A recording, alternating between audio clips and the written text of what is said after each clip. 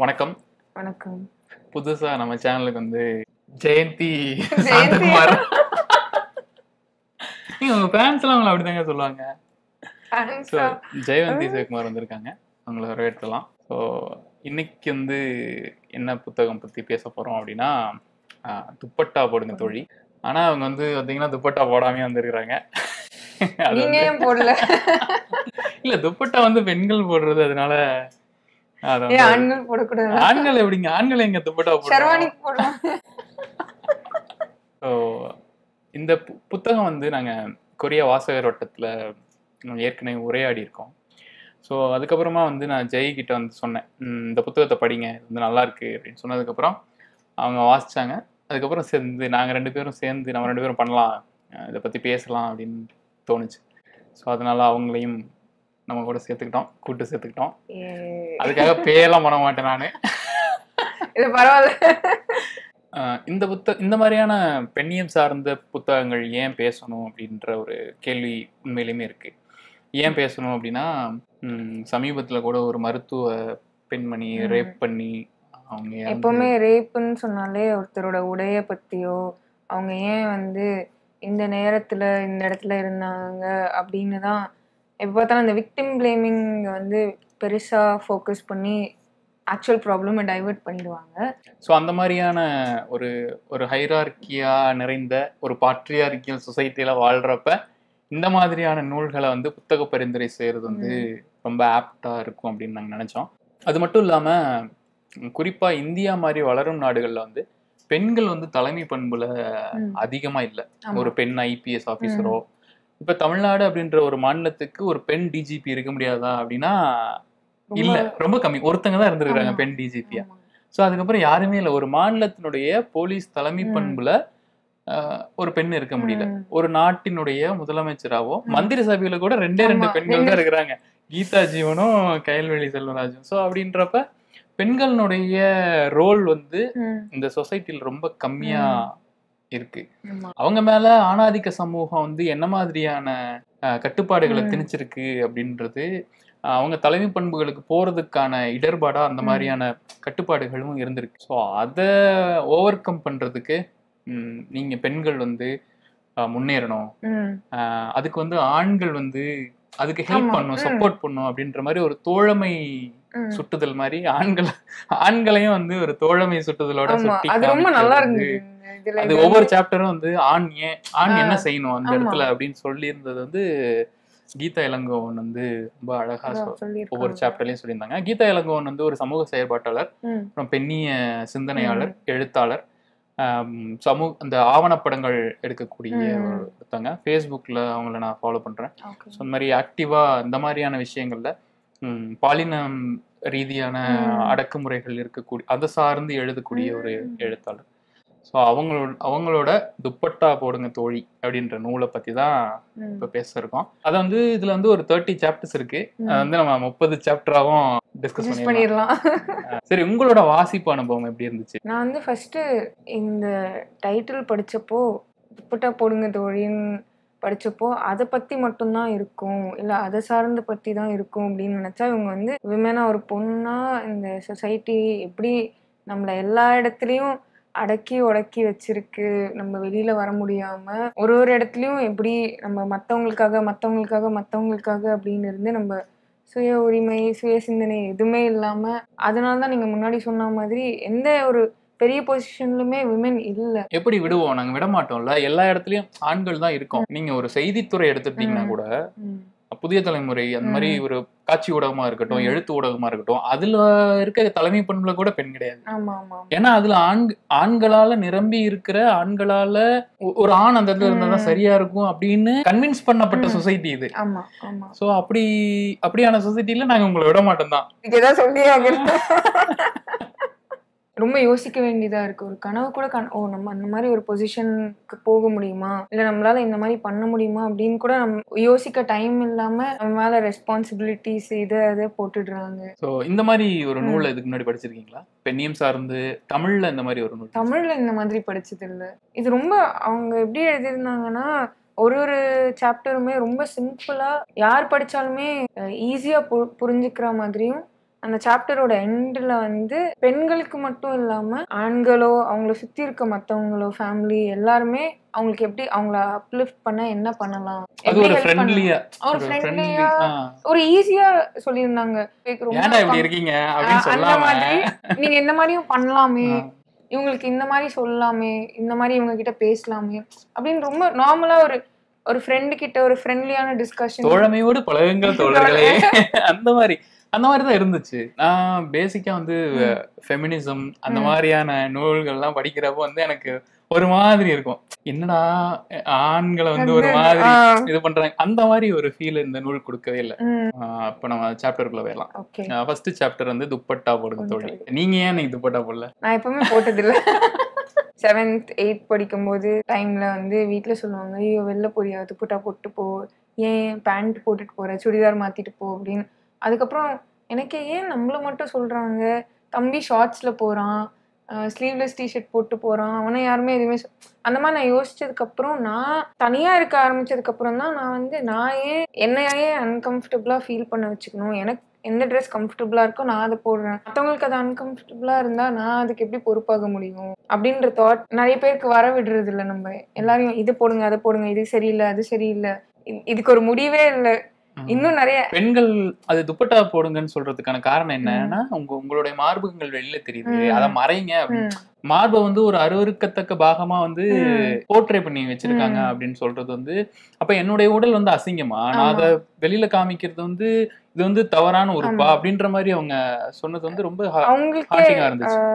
அவங்க சொன்ன மாதிரி விமென்கே அவங்க பாடிஸ் மேல ஐயோ தெரியுது, ஷேமா இருக்கு, இல்ல எனக்கு ஒரு மாதிரி வியர்டா இருக்கு, we don't love ourselves. அதுவே அந்த துப்பட்டா போடுங்க, இல்ல இதை மறைங்க, இங்க தெரியுது அங்க தெரியுது, ஏன் இப்படி போட்டுட்டு போற, மேல ஜாக்கெட் போட்டுட்டு போ, இல்ல ஸ்டோல் துப்பட்டாக்கு நிறைய இது இருக்கு, வெரைட்டிஸ் ஆஃப் துப்பட்டா இருக்கு, அதுல ஏதோ ஒண்ணு போட்டுட்டு போங்க அப்படின்னு வயதுக்கு வந்த உடனே பழக்கப்படுறாங்க.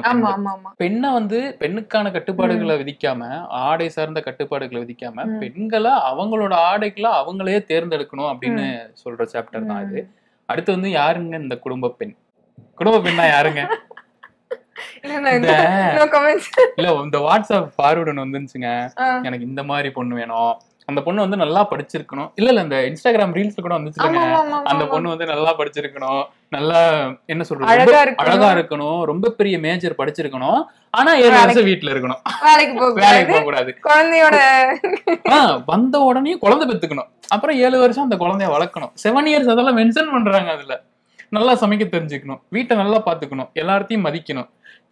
என்ன சொல்ல வரானா, எனக்கு ஒரு வேலைக்காரி வேணும், சிம்பிள்.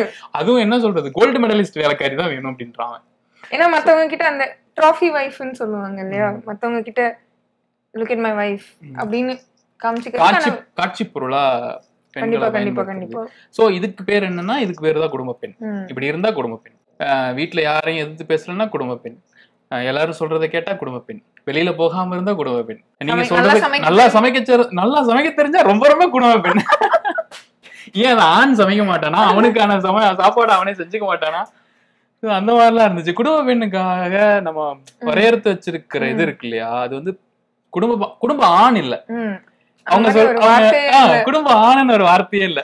நீ வந்து பட்டை போட்டுக்கோ, நீ வந்து கொட்டை போட்டுக்கோ, நீ வந்து இந்த ஷர்ட் பட்டனை மூடு, வேட்டி சட்டை அணிஞ்சுக்கோ, நல்லா நீட்டா கொண்டை போட்டுக்கோ, அப்படிலாம் எவனும் சொல்றதே இல்ல. நீ என்ன வேணா பண்ணு, படிக்காம இரு, சம்பாதி, வீட பாரு, வெளியில போய் ஊர் சுத்து, எதுவுமே அந்த மாதிரி ஒரு இதுவே வைக்கிறது இல்லை நம்ம ஆண்களுக்கு. நம்ம கலாச்சாரம் வந்து பெண்களை வந்து கட்டுப்பாடுகளை வந்து பெண்கள் மேல திணிக்கிற ஒரு கலாச்சாரமா தான் ஒரு ஹைரார்கியல், ஒரு பாட்ரியார்கியல் சொசைட்டியா தான் இருக்கு. ஒன்னா கூட உட்காந்து சாப்பிட மாட்டாங்க. ஃபர்ஸ்ட் ஆண்கள் அவங்களுக்கு என்னன்னா, ஆண் வந்து வேலைக்கு போறானா, ஆண் வந்து உழைக்கிறதுக்கு போறானா, ஆண் வந்து சம்பாதிக்கிறானா, நீ சாப்பிடறதுக்கான பணத்தை அவன் ஈட்டுறானா, அதனால அவன் முன்னாடி சாப்பிடணுமா, நம்ம பின்னாடி சாப்பிடணுமா. வீட்டுல வந்து இவங்க சும்மா ஜாலியா டிவி பாத்துக்கிட்டு சீரியல் பாத்துக்கிட்டு உட்காந்துட்டு இருக்காங்க. அப்புறம் பணம் எப்படிங்க வரும்? சோ இப்படியான குடும்ப பெண்ணுக்கான இலக்கணம் இப்படி வகுக்கப்படுது. அடுத்த சாப்டர்ல இந்த குடும்ப பெண் எப்படி வந்து ஒரு பதவி உயர்வு பெறுகிறாள் அப்படின்னா, அது என்னங்க வீட்டுல விசேஷம், அந்த குடும்ப பெண் அது ப்ரமோஷன் ஆகுறது வந்து என்னன்னா, அவ வந்து கன்சீவ் ஆகுறது. அதுதான் பொண்ணு பிறந்த உடனே ஃபுல் டைம் டேபிள் போட்டு வச்சிடுறாங்க. இந்த வயசுல இது, இந்த வயசுல இது, இந்த வயசுல இது, இந்த வயசுல இவன் என்ன கேட்கலன்னா நைட்டு மேட்டர் பண்ணீங்களா அப்படின்னு தான் கேட்கல. அதை தவிர வீட்டுல அதுவுமே கேட்பாங்க. அப்படியா நைட்டு சந்தோஷமா இருந்தீங்களா, அதுக்கு ஒரு டைம் வச்சிருக்கானுங்க இவனுங்க. கல்யாணம் ஆகி அந்த first night, hello John, yesterday marriage, today Vaikom, night what happen, அந்த மாதிரி பெண்ணினுடைய குழந்தை பெறுதல் அப்படின்றது வந்து, குழந்தை பெறுதலோ உடல் உறவு கொள்ளுதலோ அது அவளோட சாய்ஸ்.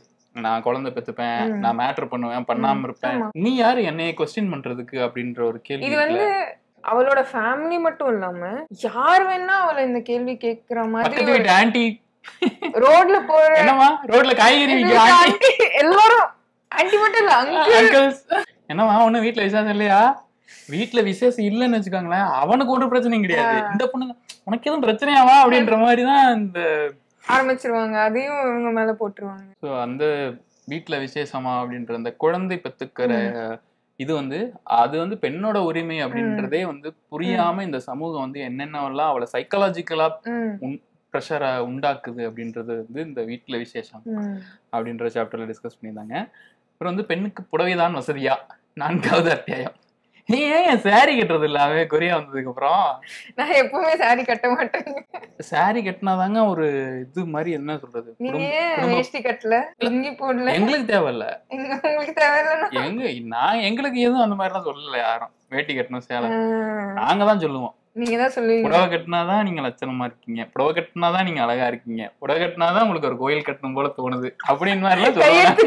கையெழுத்து கும்பிடணும் போல தோணுது அப்படிலாம் சொல்லுவோம். அதான் இது வந்து இன்டர்ன், அது வந்து பெண்ணோட சாய்ஸ் அப்படின்றது வந்து இந்த சமூகம் வந்து புரிஞ்சுக்கிறது இல்ல. நீ என்ன ட்ரெஸ் பண்ணணும்னு கூட அவங்கதான், அதுதான் எல்லாமே வந்து ஒரு பொண்ணுனா இப்படி இருக்கணும், இப்படி பேசணும், முடி இந்த லெங்க்த்ல இருக்கணும், ஸ்கின் இந்த கலர்ல இருக்கணும், தலைய வேற விரிச்சு போட்டு உட்கார்ந்துருக்கீங்க. ஆமா, என்ன பண்றது, பொட்டு வைக்கல, வளையல் போடல, சாரி கட்டல, துப்பட்டா போடல, எல்லா கலாச்சாரத்தையும் மீறிட்டு கொரியா வந்து உட்கார்ந்துருக்கீங்க. அதுக்குன்னு சாரி கட்ட வேண்டாம்னு நான் சொல்லல, அதுவும் கம்ஃபர்டபுளா இருந்தா நல்லா இருக்கும் அப்படின்னு ரொம்ப நல்லா சொல்லியிருந்தாங்க. அது உனக்கு என்ன பிடிச்சிருக்கு, உனக்கு என்ன கம்ஃபர்டபுளா இருக்கு, உனக்கு என்ன பிடிச்சிருக்கு, அத வந்து ஆண் குறைந்தபட்சம் கேட்காம இருங்க. நீங்க என்ன ஏன் இந்த ட்ரெஸ் போட்டிருக்கீங்கன்னு ஆண் கேட்காம இருக்கிறது வந்து உசிதம் அப்படின்னு அவங்க சொல்றாங்க. மூவிஸ்லயுமே அது ரொம்ப, அந்த பொண்ணு அது வரைக்கும் ஒரு காலேஜோ இல்லாட்டி ஹை ஸ்கூல்ல இருக்க பொண்ணு அது வரைக்கும் நார்மல் ட்ரெஸ்ல பாத்துட்டு அவ சாரில வரும்போது அப்படியே பயங்கரமா அது ஓவரா வந்து ரொமான்டிசைஸ் பண்றது. அப்படியே அந்த பேக்ரவுண்ட், பெண்ணுக்கு ஒரு வாசம் உண்டு கண்டதுண்டா, அந்த பேக்ரவுண்ட் மியூசிக் என்ன அங்க அந்த மாதிரி ஆரம்பிச்சிருவானுங்க. சேலை கட்டுறத வந்து புனிதப்படுத்தி ரொமான்டிசைஸ் பண்ணி சேலை கட்டுங்கள் தோழிகளே அப்படின்னு என்கரேஜ் பண்ணிட்டு இருக்கானுங்க உட்காந்து.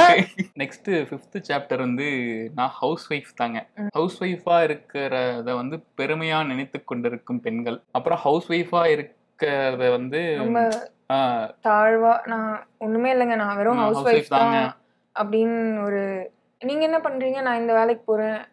நிறைய பேரு நான் மிடில் ஸ்கூல் அந்த மாதிரி, நான் 8th standard 9th standard படிக்கும் போது எங்கள் வீடை சுற்றி இருந்த நிறைய ஆன்டிஸ் இல்லை என்னோடய ஃப்ரெண்ட்ஸோட அம்மாக்கள்லாம் MBA வரைக்கும் படிச்சிருப்பாங்க. ஆனால் they will still be at homes taking care of their children. குழந்தைய பார்த்துட்டு, ஏன்னா கல்யாணம் ஆனால் நான் ஹவுஸ் ஒய்ஃப் அவ்வளோதான், நீ அதுக்கு முன்னாடி என்ன வேணா படி, என்ன வேணா வேலை பாரு, ஆனால் கல்யாணம் ஆனால் ஹவுஸ் ஒய்ஃப். எனக்கு ஒரு பர்சனலாக அது ரொம்ப ஹாண்டிங்கான எக்ஸ்பீரியன்ஸ் ஒன்று இருக்கு. நான் வந்து ஸ்கூலில் படிக்கிறேன், 12th வரைக்கும் படிச்சப்போ ஒரு என்ன ஜூனியர் எனக்கு அந்த பொண்ணு. ஸோ அந்த பொண்ணு வந்து ரொம்ப ஸ்போர்ட்ஸ்ல ரொம்ப ஆக்டிவா இருக்கும். எங்க போனாலும் கோல்டு மெடல் தான். சவுத் ஜோனா போடு gold medal, north zone national. என்ன ஸ்போர்ட்ஸ் விளையாடுனாங்க? Athletics, javelin throw, shot put, இந்த மாதிரி ஈவெண்ட்ஸ், டிஸ்கஸ், 3ம் பண்ணோம். 3லயும் வந்து ஃபர்ஸ்ட் பிளேஸ் அடிச்சுட்டு கோல்டு அடிச்சிடும். ஸோ நான் என்ன நினைச்சேன்னா, அந்த பொண்ணு வந்து இந்தியாவுக்கு ரெப்ரசென்ட் பண்ணி வேற எங்காவது கண்ட்ரிஸ் போய் விளையாடும் அப்படின்னு நினைச்சிட்டு இருந்தேன் நான்.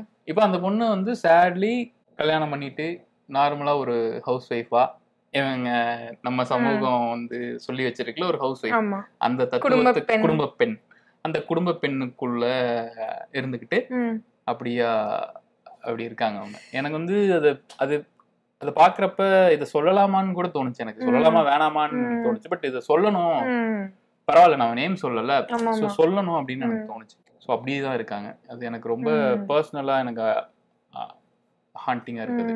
ஸோ அடுத்த சாப்டர் வந்து உங்களிடம் சுயப்பறிவு இருக்கா, செல்ஃப் கம்பேஷன் இருக்கா அப்படின்ற ஒரு சாப்டரு. ஸோ அதுல என்ன சொல்லியிருந்தாங்க அப்படின்னா, அவங்க கிட்ட ஃப்ரெண்ட் ஒருத்தங்க ஃபோன் பண்ணி பேசியிருக்காங்க. நான் வந்து ஒரு நாய்க்குட்டி வாங்கலான் இருந்தேன். வாங்க வேண்டியதானே அப்படின்னா, வாங்குறதுக்கு பணம் இல்லையா அப்படின்னா, பணம்லாம் இருக்கு, அது போய் என் புருஷன்ட்ட கேட்கணும் அப்படின்ற ஒரு விஷயம் இருக்குல்ல. அது ஃபினான்ஷியலை விட ஒரு பெர்மிஷன் கேட்கணும். சோ நம்ம வந்து மத்தவங்கள வந்து என்ன நினைச்சிருவாங்களோ, அவங்க என்ன நினைச்சிருவாங்களோ, அவங்க என்ன சொல்லிருவாங்களோ அப்படின்னு நினைக்கிற நமக்கு பண்ணிக்கிறது வந்து நமக்கு வந்து ஹெல்தியா இருக்கா, நம்மள வந்து நம்ம சரியா பாத்துக்கிறோமா அப்படின்ற ஒரு கேள்வி இருக்குல்ல. இப்போ ஒர்க் பிளேஸ்ல என்னோட ஃப்ரெண்ட் ஒருத்தன் தப்பு பண்ணிடுறான், லேப்ல ஒரு மிஸ்டேக் பண்ணிடுறான். நான் என்ன சொல்லுவேன், பரவாயில்ல, இந்த சின்ன தப்பு தானே, இது ஓகே தான், பாத்துக்கலாம், சரி பண்ணிக்கலாம்ன்றான் அப்படின்ற ஒரு இது இருக்கும்ல. நான் சொல்லுவேன்ல, அதே அந்த அந்த கர்ட்டசி எனக்கு நானே காமிச்சுக்கணும், பெண்களை சொல்லிக்கணும். இட்ஸ் ஓகே டியர், ஓகே தான் அப்படின்னு உங்களுக்குள்ளேயே சொல்லிக்கணும் அப்படின்றத ரொம்ப ரொம்ப நல்லா அழகா சொல்லியிருந்தாங்க. அது ஆக்சுவலி அந்த சாப்டர் ரொம்ப இமோஷனலா இருந்தது. ஸோ 7வது சாப்டர் வந்து இந்த சோகால்டு கற்பை நொடிக்கு நொடி நிரூபித்து கொண்டே இருக்க வேண்டுமா அப்படின்றது. ஸோ பெண்கள் வந்து இந்த கற்பை வந்து என்ன சொல்றது, டசன்ட் மேட்டர், அவங்களுக்கு கல்யாணம் ஆயிருக்கு, கல்யாணம் ஆகல, இண்டிவிஜுவலா இருக்காங்க அப்படின்ற மாதிரி எந்த சூழல்ல இருந்தாலும் அவங்க வந்து நான் கற்போட தான் இருக்கேன் அப்படின்ற இந்த கற்புன்ற வார்த்தையே முதல்ல வந்து ரொம்ப தவறான கற்பிதம் தான். அது வந்து ஆண் வந்து பெண்ணை வந்து தன்னுடைய கட்டுப்பாட்டில் வச்சுக்கிறதுக்காக உருவாக்கப்பட்ட சொல் அப்படின்னு பெரியார் சொல்லிது. சோ இது எப்படின்னா, ஒரு பெண் வீட்டுல இருக்காங்க, கல்யாணம் ஆயிருச்சு, கல்யாணம் ஆகாம இருக்காங்க அப்படின்றப்போ, ஒரு வீட்டுல இருக்காங்க அப்படின்னா ஒரு போன் வருதுன்னா, இல்ல என் பாஸ் தான் பண்ணாரு, என் ஆபீஸ்ல இருந்து பண்ணாங்க, ஒர்க்குக்காக பண்ணாங்க, அதுவும் லேட் நைட் ஒரு 6 o'clock மேல அவங்க வெளியில போனாலோ இல்ல யார் கூடயாவது போன் பேசினாலோ, ஒரு பையன் கிட்ட, பக்கத்து வீட்டு பையன் கிட்ட பேசினாலோ, அது வந்து எல்லார்கிட்டயும் நான் இதுதான் பேசினேன்னு சொல்ல வேண்டியதா இருக்கு. ஏன்னா நீங்க யாருகிட்ட பேசணும்லாம் வீட்டுல இருக்கிறவங்க கேட்க மாட்டாங்க, ஆனாலும் நான் சொல்லணும். அது மட்டும் இது வந்து ஃபேமிலியில இருக்கிற பெண்களுக்கு மட்டும் இல்ல, இப்ப தனியா இண்டிபெண்டா ஒரு உமன் இருக்காங்கன்னா, பக்கத்து வீட்டுல ஒரு ஆன்டி இருந்தாங்கன்னா அந்த ஆன்டிக்கு நான் நிரூபிக்க வேண்டியதா இருக்கு என் கற்பை அப்படின்னு. அந்த மாதிரியான சூழல் இப்ப வந்து இப்ப வெளியில ஒரு இண்டிபெண்டன்ட் விமன் வந்து வெளில போயிட்டு வர்றாங்கன்னா, வீட்டுக்கு வர்றாங்கன்னா, அந்த பெண் வந்து அந்த பக்கத்து வீட்டு ஆண்டி கிட்ட என்ன நிரூபிக்கணும்னா, நான் அந்த ஆண் கூட வெளியில போகல, ஒரு பெண் கூட தான் வெளியில போய், என்னன்னா நான் யாரு கூட வெளியில போயிருக்கேன்னு தெரிஞ்சுக்கிறதுல அந்த ஆண்டி வந்து ரொம்ப ஆர்வமா இருப்பாங்க அப்படின்ற மாதிரியான சூழல் தான் இன்னைக்கு நிலவுது. சோ பெண் வந்து தொடர்ச்சியா அவளோட கற்பை ஆண்களுக்கும் இந்த சமூகத்துக்கும் நிரூபித்து கொண்டே இருக்க, மெனக்கெட்டு கொண்டே இருக்க வேண்டியது இருக்குது. 8வது சாப்டர் வந்து உன் சம்பாத்தியம் உன் உரிமை. இது வந்து பினான்சியல் இண்டிபெண்டன்ஸ் பத்தி பேசுறது. இதை பத்தி இமயம் ஒரு சிறுகதை எழுதிப்பாரு. அந்த சிறுகதையில வந்து என்னன்னா, அவங்க பஞ்சாயத்து பிரசிடென்டாலாம் இருப்பாங்க, அவங்களோட ஃப்ரெண்ட் வந்து கவர்மெண்ட் ஸ்கூல்ல டீச்சரா இருப்பாங்க, ஒரு 1 lakh சேலரி வாங்குவாங்க. ஆனா அவங்களோட ஏடிஎம் கார்டு அவங்க கிட்ட இருக்காது, அவங்களோட கணவர்கிட்ட தான் இருக்கும். சோ நீ என்ன வேணாரு, நீ வந்து யுஎனோட பிரசிடென்டா வேணாரு, ஆனா ஏடிஎம் கார்டை என்கிட்ட கொடுத்துரு. ஏடிஎம் கார்டை என்கிட்ட கொடுத்துட்டு நான் ஒரு சானிட்டரி நாப்கின் வாங்கணும்னா கூட அந்த ஆண்கிட்ட போய், ஏனுங்க 33 ரூபா கொடுங்க, நான் போய் சானிட்டரி நாப்கின் வாங்கணும் அப்படின்னு கேட்கக்கூடிய ஒரு நிலையை தான் இந்த சமூகம் வந்து பெண்களுக்கு உருவாக்கி வச்சிருக்கு அப்படின்றது வந்து ரொம்ப ரொம்ப பெயின்ஃபுல்லான ஒரு ட்ரூத். இப்போ ஃபினான்ஷியல் இண்டிபெண்டன்ஸ் வந்து பெண்ணுக்கு வேணும். ஆனா இது என்ன சொல்லப்படுதுன்னா, பெண்ணுக்கு வந்து மேத்தமேட்டிக்ஸ் தெரியாது. உனக்கு தான் இந்த படத்துல சொல்லுவான்ல, பங்கு உனக்கு மேத்தமேட்டிக்ஸ் வராது, அந்த மாதிரி பெண்களுக்கு மேத்தமேட்டிக்ஸ் வராதுல்ல, அதனால ஆண் தான் பினான்ஸ் ரொம்ப பெட்டரா பாத்துப்பான் அப்படின்னு ஆண் வந்து பெண்ணை நம்ப வச்சு அந்த ஏடிஎம் கார்டை அவங்க கிட்ட இருந்து பிடிக்கி நாங்க ஜாலியா இருப்போம். இப்ப வந்து ஆணுக்கு வந்து எந்த பிரச்சனையும் கிடையாது, ஆண் வந்து அவன் விரும்பும்படி செலவழிக்கலாம். ஆனா பெண் வந்து வீட்டுக்கு தேவையான மளிகை பொருள் வாங்குறதுக்கு கூட வாங்கிட்டா, ஏன் இந்த வாட்டி மளிகை சாமான் போன வாரம் நான் தான், ஏடா உனக்கு விலைவாசி என்னன்னே தெரியாது, உனக்கு இன்ஃபிளேஷன் ஒண்ணு இருக்கிறதே தெரியாது. எங்க வீட்டுல எனக்கு தெரிஞ்ச நான் சார்ந்த ஆண்களுக்கு தக்காளி எவ்வளவு, வெங்காயம் எவ்வளவு, வெங்காயம் ஏன் இந்த வாரம் 150 ரூபாய்க்கு விற்கிறான் அப்படின்லாம் தெரியவே தெரியாது. ஆனா அவங்க கிட்ட பணம் இருக்கணும். மணியை வந்து பெண் கிட்ட கொடுத்துட்டா அவ வந்து ஒரு 4 இடத்துக்கு போயிடுவா. ஸோ அந்த மாதிரி பினான்சியல் இண்டிபெண்டன்ஸ் இல்லாத மாதிரி இருக்கு. அது வந்து எப்படின்னா பெண்ணினுடைய சுயமரியாதையே கேள்விக்குறியா இருக்கு. அவளுக்குன்னு ஒரு ரெஸ்பெக்ட் இருக்குல்ல, என்னுடைய ரெஸ்பெக்ட் எல்லாம் அடமானம் வச்சுட்டு நான் போய் அவன்கிட்ட காசு கேட்கற மாதிரி ஒரு நிலைமைதான் இந்த குடும்ப சூழல் உருவாக்கி இருக்கு அப்படின்றத சொல்றாங்க. அடுத்து வந்து கல்யாணம் தான் பெண்ணுக்கு எல்லாமுமா. உங்களுக்கு கல்யாணம் ஆயிடுச்சா? கல்யாணம் தாங்க, அதனாலதான் நான் பண்ணிக்கல. கல்யாணம் பண்ணலன்னா பாவங்க, மஞ்சள் குங்குமத்தோட இருக்கணும், தீர்க்க சுமங்கலியா இருக்கணும். என்னங்க இதெல்லாம் தெரியாதா உங்களுக்கு? தெரியாதுங்க. உங்களுக்கு கல்யாணம் பண்ணிக்க வேணாமா? ஏங்க எதுக்கு? கல்யாணம் பண்ணாதாங்க ஒரு சொசைட்டில ஒரு ரெஸ்பெக்ட் இருக்கும். இல்ல தேவையில்ல, பரவாயில்ல. ரெஸ்பெக்ட் வேணும். அந்த ரெஸ்பெக்ட்லாம் உங்களுக்கு வேணாமா? அது அப்படிதான் எனக்கு ரெஸ்பெக்ட் வரணும்னா என்ன வேண்டாம். என்னுடைய கல்வி, என்னோட கல்விக்கு இல்லாத மரியாதை, நான் ஒரு என்னோட ஐடென்டிட்டிக்கு இல்ல, என்னோட இண்டிவிஜுவாலிட்டிக்கு இல்லாத ஒரு மரியாதை, அந்த ஃபேமிலி, அந்த கல்யாணம், அந்த மஞ்சள் குங்குமம், அந்த தாலியின் சிறப்பு பெண்களுக்கு எல்லாம் இவங்களுக்கு ஒரு பெட்டிஷ் போலங்க. தாலி பெட்டிஷ், மஞ்சள் குங்கும பெட்டிஷ், சேலை பெட்டிஷ், கொலுசு பெட்டிஷ், எல்லாத்துலயும் உங்களுக்கு ஒரு பெட்டிஷ். இந்த எல்லா பெட்டிஷையும் பெண் மேல திணிச்சு இவன் அழகு பார்த்து ஆர்காசம் அடைஞ்சுக்கிறான். ரொம்ப சிரிப்பா இருக்கு அது சொல்றதுக்கான. எல்லாமே வந்து பெண்கள் மேலதான் திணிக்கப்படுது அப்படின்றத சொல்றாங்க. அப்புறம் வந்து ஆண் துணை இல்லாத ஒரு பெண், சோ ஆண் துணை இல்லாத பெண் வந்து வாழ்றதுக்கே தகுதி இல்லாத ஒரு பெண் அப்படின்றத வந்து நம்ம இங்க கட்டமைச்சு வச்சிருக்கிறோம். நிறைய எக்ஸாம்பிள்ஸ் பார்க்கலாம். ஒரு துறையில மிகப்பெரிய இடத்துக்கு போனவங்க வந்து இது வந்து கல்யாணம் ஆகாம இருக்காங்க, இல்லைன்னா கல்யாணம் ஆகி டைவர்ஸ் ஆகி இருக்காங்க, இல்லைன்னா கல்யாணம் ஆகி கணவன் இல்லாம இருக்காங்க. அந்த மாதிரியான பெண்கள் தான் வந்து ரொம்ப பெரிய இடத்துல ரொம்ப பெரிய ஆளுமை பொறுப்புகள் எல்லாம் இருக்காங்க. அப்படி கல்யாணம் வந்து ஒரு பெண்ணினுடைய பர்சனாலிட்டி டெவலப்மெண்ட்டுக்கு தடையா இருக்கு அப்படின்றத பெண்கள் நினைக்கிறாங்க.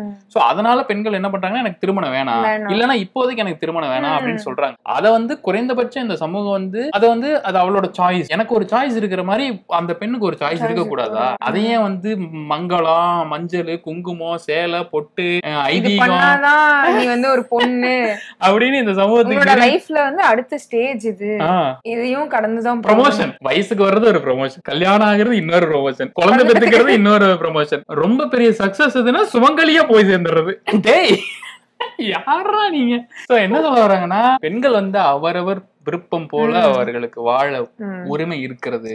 அது வந்து ஒரு ஃபண்டமெண்டலான விஷயம், பேசிக்கான விஷயம். எனக்கு பிடிச்சிருக்கு நான் கல்யாணம் பண்ணிக்கிறேன், எனக்கு பிடிச்சிருக்கு நான் கல்யாணம் பண்ணாம இருக்கேன். That's it. I am smart enough to take my own decisions, to lead my life, to design my life however I want. அதனால ஆண்களும் வந்து எங்களை நாங்களே சுய பரிசோதனை செஞ்சுக்கணும். பெண் வந்து வேலைக்கு பெண் வந்து அவ வந்து திருமணம் செய்து கொள்ளாம இருக்கா அப்படின்றத வந்து ஆண் வந்து ஏத்துக்க பழகணும் அப்படின்னு சொல்றாங்க. அப்புறம் என்ன அர்த்தம்?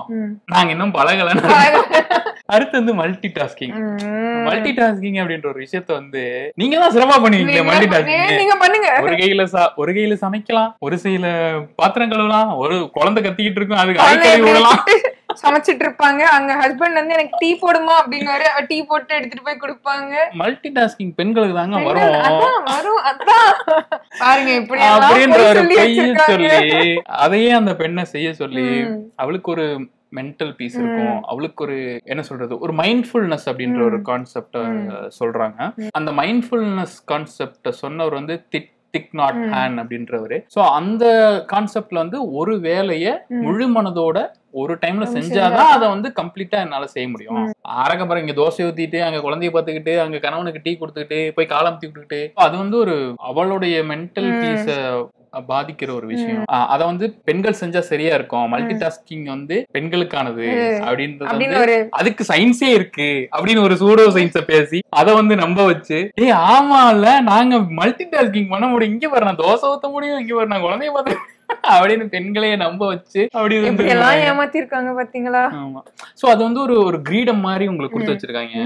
சோ பெண்ணே வந்து அத நம்புறா, என்னால மல்டி டாஸ்கிங் செய்ய முடியும் அப்படின்னு. அதனால என்ன சொல்றாங்கன்னா, அந்த கிரீடத்தை கழட்டி வச்சிருங்க, அதெல்லாம் பண்ண வேணாம், அந்த கிரீடமே உங்களுக்கு வேணாம், நீங்க ஒரு விஷயத்த பண்ணீங்கன்னா அந்த விஷயத்துல மட்டும் கான்சென்ட்ரேட் பண்ணுங்க அப்படின்றது. அது எல்லாத்துக்குமே பொருந்தும் தான், ஆணுக்கும் தான். அது எல்லாருக்குமே யாருமே பண்ண தேவையில்ல, ஒரு வேலையை ஒழுங்கா பண்ணு. 9-12 கையா இருக்கு உனக்கு, அந்த காஃபி அவன் போட்டுக்கலாம், போட மாட்டான்.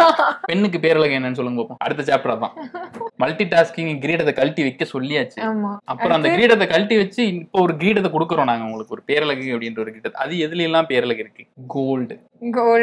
இன்வெஸ்ட்மெண்ட். பெண்களுக்கு வந்து 100 சவர நகை போட்டு திருமணம் செய்து வைக்கிறது தான், அந்த பெண்ணை 100 சவர நகையோட பாக்குறது தான் எங்களுக்கு அழகே. அதைத்தான் நாங்க பேரழகுன்னு சொல்லுவோம். ஆனா கேரளால விஸ்மயான ஒரு பொண்ணு 5500 ரூபா தான் காலேஜ் ஃபீஸ்.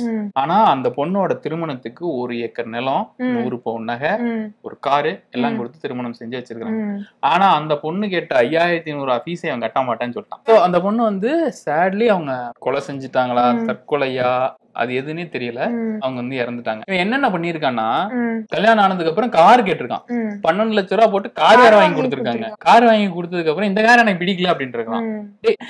ஆக்சுவலா 12 லட்சம் ரூபாய் கார் வாங்கி கொடுத்தது பெருசு. ஆனா நீ 5500 ரூபா அந்த பொண்ணுக்கு ஃபீஸ் கட்டுறதுக்கு உன்னால இது இல்ல அப்படின்றது வந்து படிச்சுட்டானா கேள்வி கேட்பால.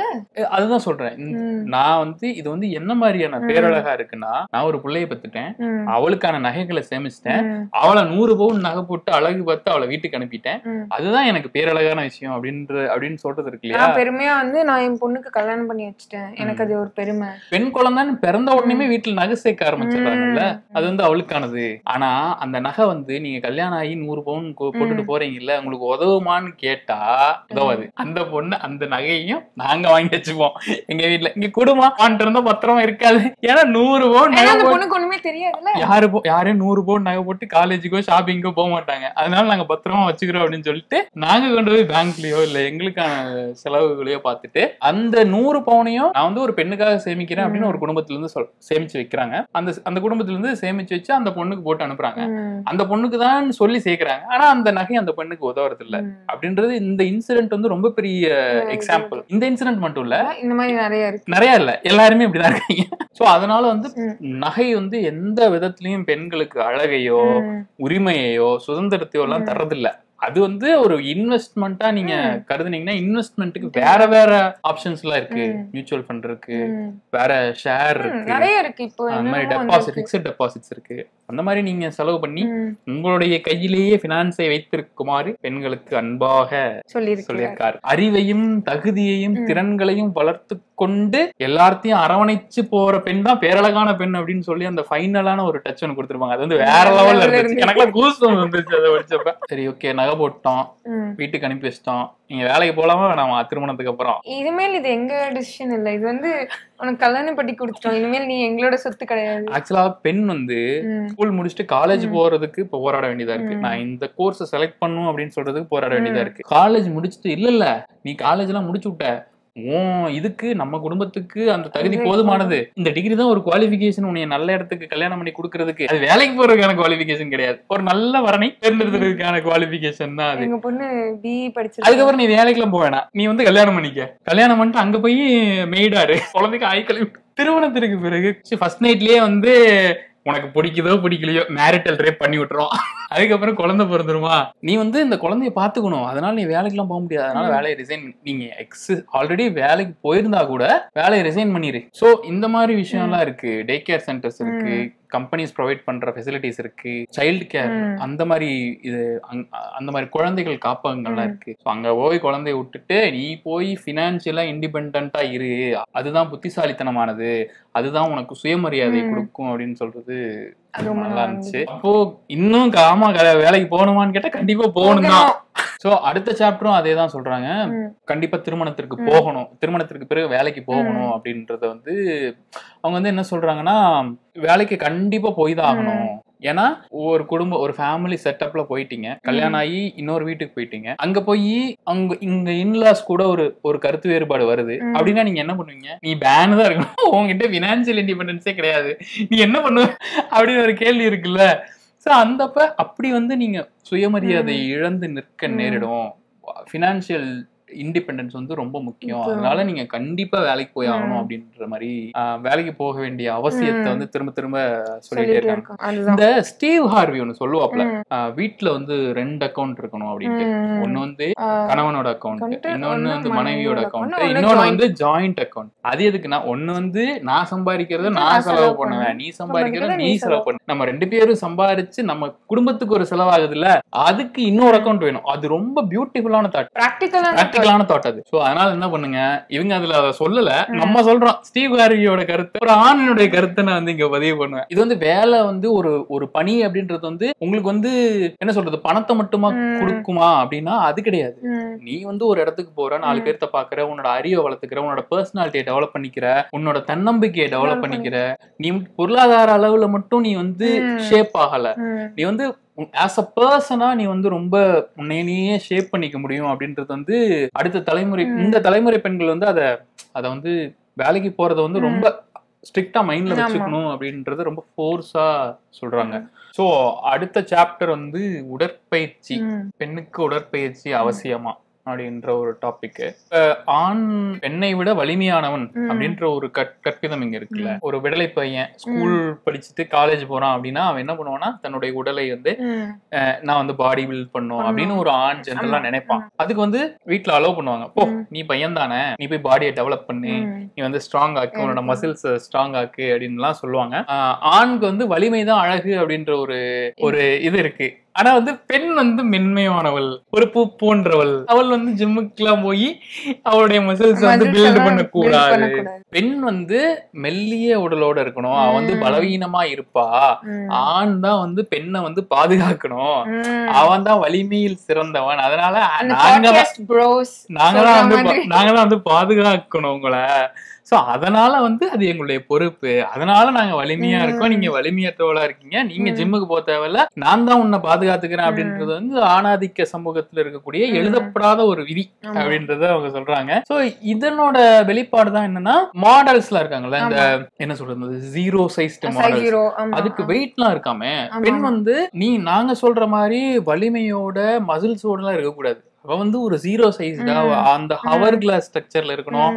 அந்த மாடல் ஆகணும்னால அது வெயிட் கிரைட்டீரியா இருக்காமே. ஒரு கொரியால சொல்றாங்க 48 kilograms தான் இருக்கணும், அதுக்கு மேல போனா எலிஜிபிள் கிடையாது அப்படின்றது வந்து டேய் என்னடா அது அண்டர் வெயிட் 48 kilograms என்ன, எனக்கு புரியல என்ன நார்ம்ஸ் அது அப்படின்ட்டு. எனக்கும் அந்த மாதிரி ஒரு மாடலா இருக்கவங்க மிஸ்டர் மெட்ராஸோ மிஸ்டர் இந்தியாவோ மிஸ்டர் தமிழ்நாடோ அவனுக்கு வந்து மசில் வந்து ஒரு அழகா பார்க்கப்படுது. ஆனா வந்து மிஸ் இந்தியாவோ மிஸ் யூனிவர்ஸோ மிஸ் இவங்க அவங்க வந்து ஒரு ஜீரோ சைஸ்ல ஒரு 48 கிலோல இருக்கக்கூடிய ஒரு, அதை யார் தீர்மானிக்கிறா?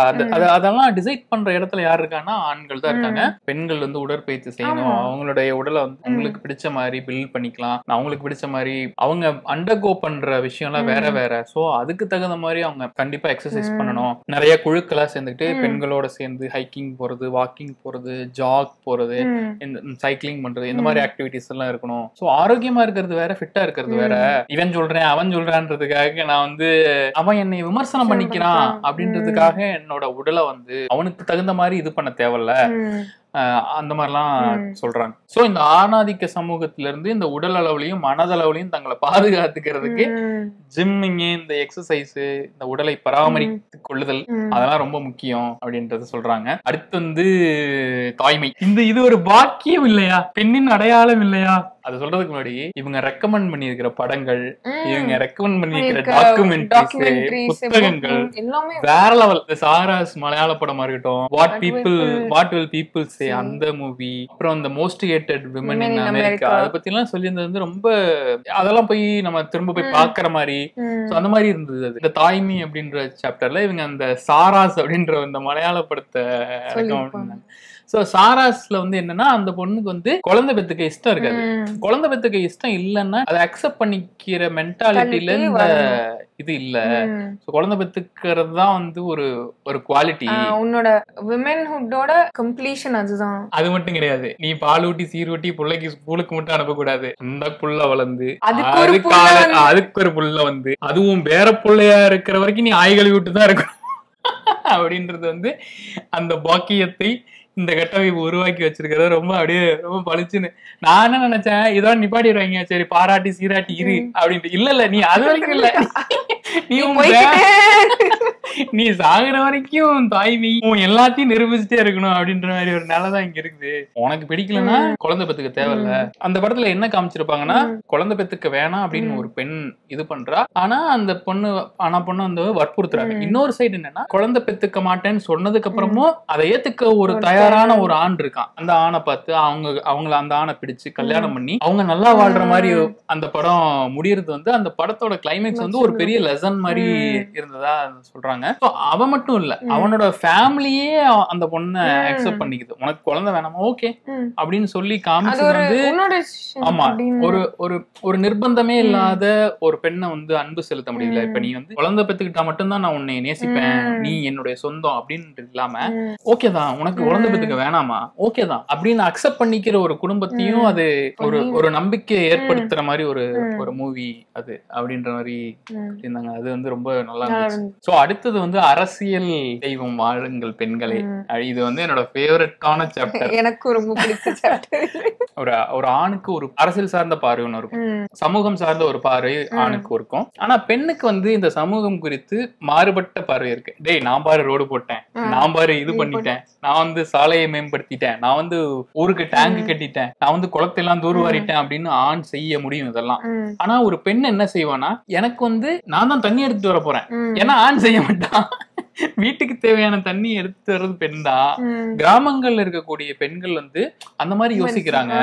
சோ விஓஎஸ் வந்து இந்த திமுக அரசு வந்து 33% இடஒதுக்கீடு இந்த உள்ளாட்சி அமைப்புகள்ல கொண்டு வந்ததுக்கு அப்புறம் 33% பெண்கள் வந்து இந்த ஊராட்சி மன்ற பொறுப்புகள்ல இருந்தாங்க. அந்த பெண்கள் செய்ததெல்லாம் மிகப்பெரிய சாதனை. அவங்களோட தாட் ப்ராசஸ்ல இருந்து வந்து திட்டங்கள்லாம் ரொம்ப நல்லா இருந்துச்சு. சோ பக்கத்து ஊருக்கு போய் நான் தண்ணி எட்டு வர தேவையில்லை, எங்க ஊர்லயே பைப் போடுறேன், நான் எங்க ஊர்லயே வந்து டேங்க் கட்டுறேன், நான் எங்க ஊர்லயே வந்து என்னுடைய பெண்கள் தான் கஷ்டப்படுறாங்க, நான் அவங்களுக்கு அதை செஞ்சு கொடுக்குறேன். மட்டும் இல்லாம இந்த அரசு இந்த ஆட்சியில வந்து பெண்களுக்கு ஊராட்சி அமைப்புகள்ல 50% இடஒதுக்கீடு கொடுத்திருக்காங்க இந்த திமுக அரசு. சோ இன்னுமே அது செய்யணும். ஆக்சுவலா இன்னும் அது சட்டமன்றத்துக்கு வரணும், நாடாளுமன்றத்துல 50% வரணும். நீ வந்து கொடுத்துரு, நீ வந்து ஃபர்ஸ்ட் குடு, அவங்க வந்து வராங்களோ இல்லையோ வரட்டும், அவங்க ஃபர்ஸ்ட் வரட்டும், அவங்க கத்துக்கட்டும், இந்த அரசியல் அமைப்புல என்ன நடக்குது அப்படின்றத அவங்க தெரிஞ்சுக்கட்டும், வந்ததுக்கு அப்புறம் அவங்க கத்துப்பாங்க, அவங்க கத்துக்கிட்டு அவங்க செய்யட்டுமே அப்படின்ற மாதிரியான ஒரு இது எல்லாம் வந்து அரசு செய்யுது.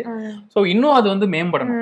அரசியல்ல வந்து பெண்களுடைய பங்கு வந்து ரொம்ப முக்கியம். அவங்களுடைய தாட் ப்ராசஸ் வந்து வேற மாதிரி இருக்கும். ஆண்களை கம்பேர் பண்றப்ப அவங்களோடது வந்து ரொம்ப சிறந்ததா இருக்கும் அப்படின்னு சொல்லியிருந்தாங்க. அது மட்டும் இல்லாம பெண் வந்து இந்த ஊரை, அதாவது அவளோட ஊரை எப்படி பாக்குறான்னா தன்னோட வீட்டினுடைய நீச்சியை தான் பாக்குறா அப்படின்னு சொல்லி ரொம்ப பியூட்டிஃபுல்லான இடம். என்னோட வீட்டினுடைய நீச்சி தான் அது, என்னோட வீடு தான் அது. ஆக்சுவலா நான் அதை எப்படி பார்த்து போனோம் அப்படிதான் அதை கன்சிடர் பண்றா அப்படின்ற மாதிரி சொன்னது ரொம்ப சூப்பரா இருந்துச்சு. சோ அந்த மாதிரி பெண்கள் வந்து அரசியல் பொறுப்புகளுக்கு வரணும் அப்படின்றது வந்து ரொம்ப முக்கியம். வாங்க அரசியலுக்கு போவோம், உங்களுக்கு தெரியலையா கத்துக்குவோம் நம்ம போய் அப்படின்னு சொல்றது வந்து பெண்களுடைய அரசியல் பங்கு ரொம்ப முக்கியமானது அப்படின்றத சொல்றாங்க. நாங்கதான் அவங்களை திருமணமானதுக்கு அப்புறம் வேலைக்கு விட மாட்டோம், இதுல எங்க அரசியல்.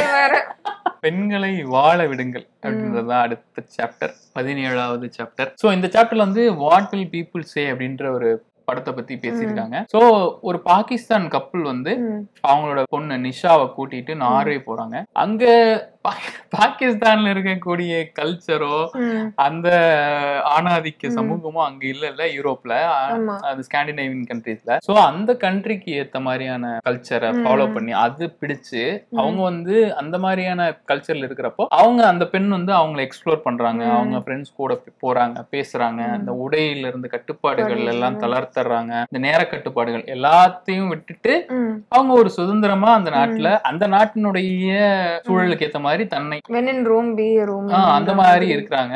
சோ ஒரு நாள் வந்து அவங்களோட ஃப்ரெண்ட வந்து அவங்களோட ரூமுக்கு கூட்டு வந்து பேசிக்கிட்டு இருக்காங்க. சோ அப்ப என்ன ஆகுதுன்னா இவங்களோட அப்பா வந்து பாத்துறாரு, பாத்துட்டு 2 பேர்த்தையும் அடிச்சிடறாரு. ஏன் அடிக்கிறாருன்னா இவங்க 2 பேரும் உடலுறவு வச்சுக்கிட்டாங்க, இது என் குடும்ப மானத்தையே வாங்கிட்டா அந்த மாதிரி சொல்லி அடிச்சு துன்புறுத்திடுறாரு. என்ன ஆகுதுன்னா சைல்டு கேர்ல இருந்து வந்து 2 பேர்த்தையும் கூட்டிட்டு போயிடுறாங்க.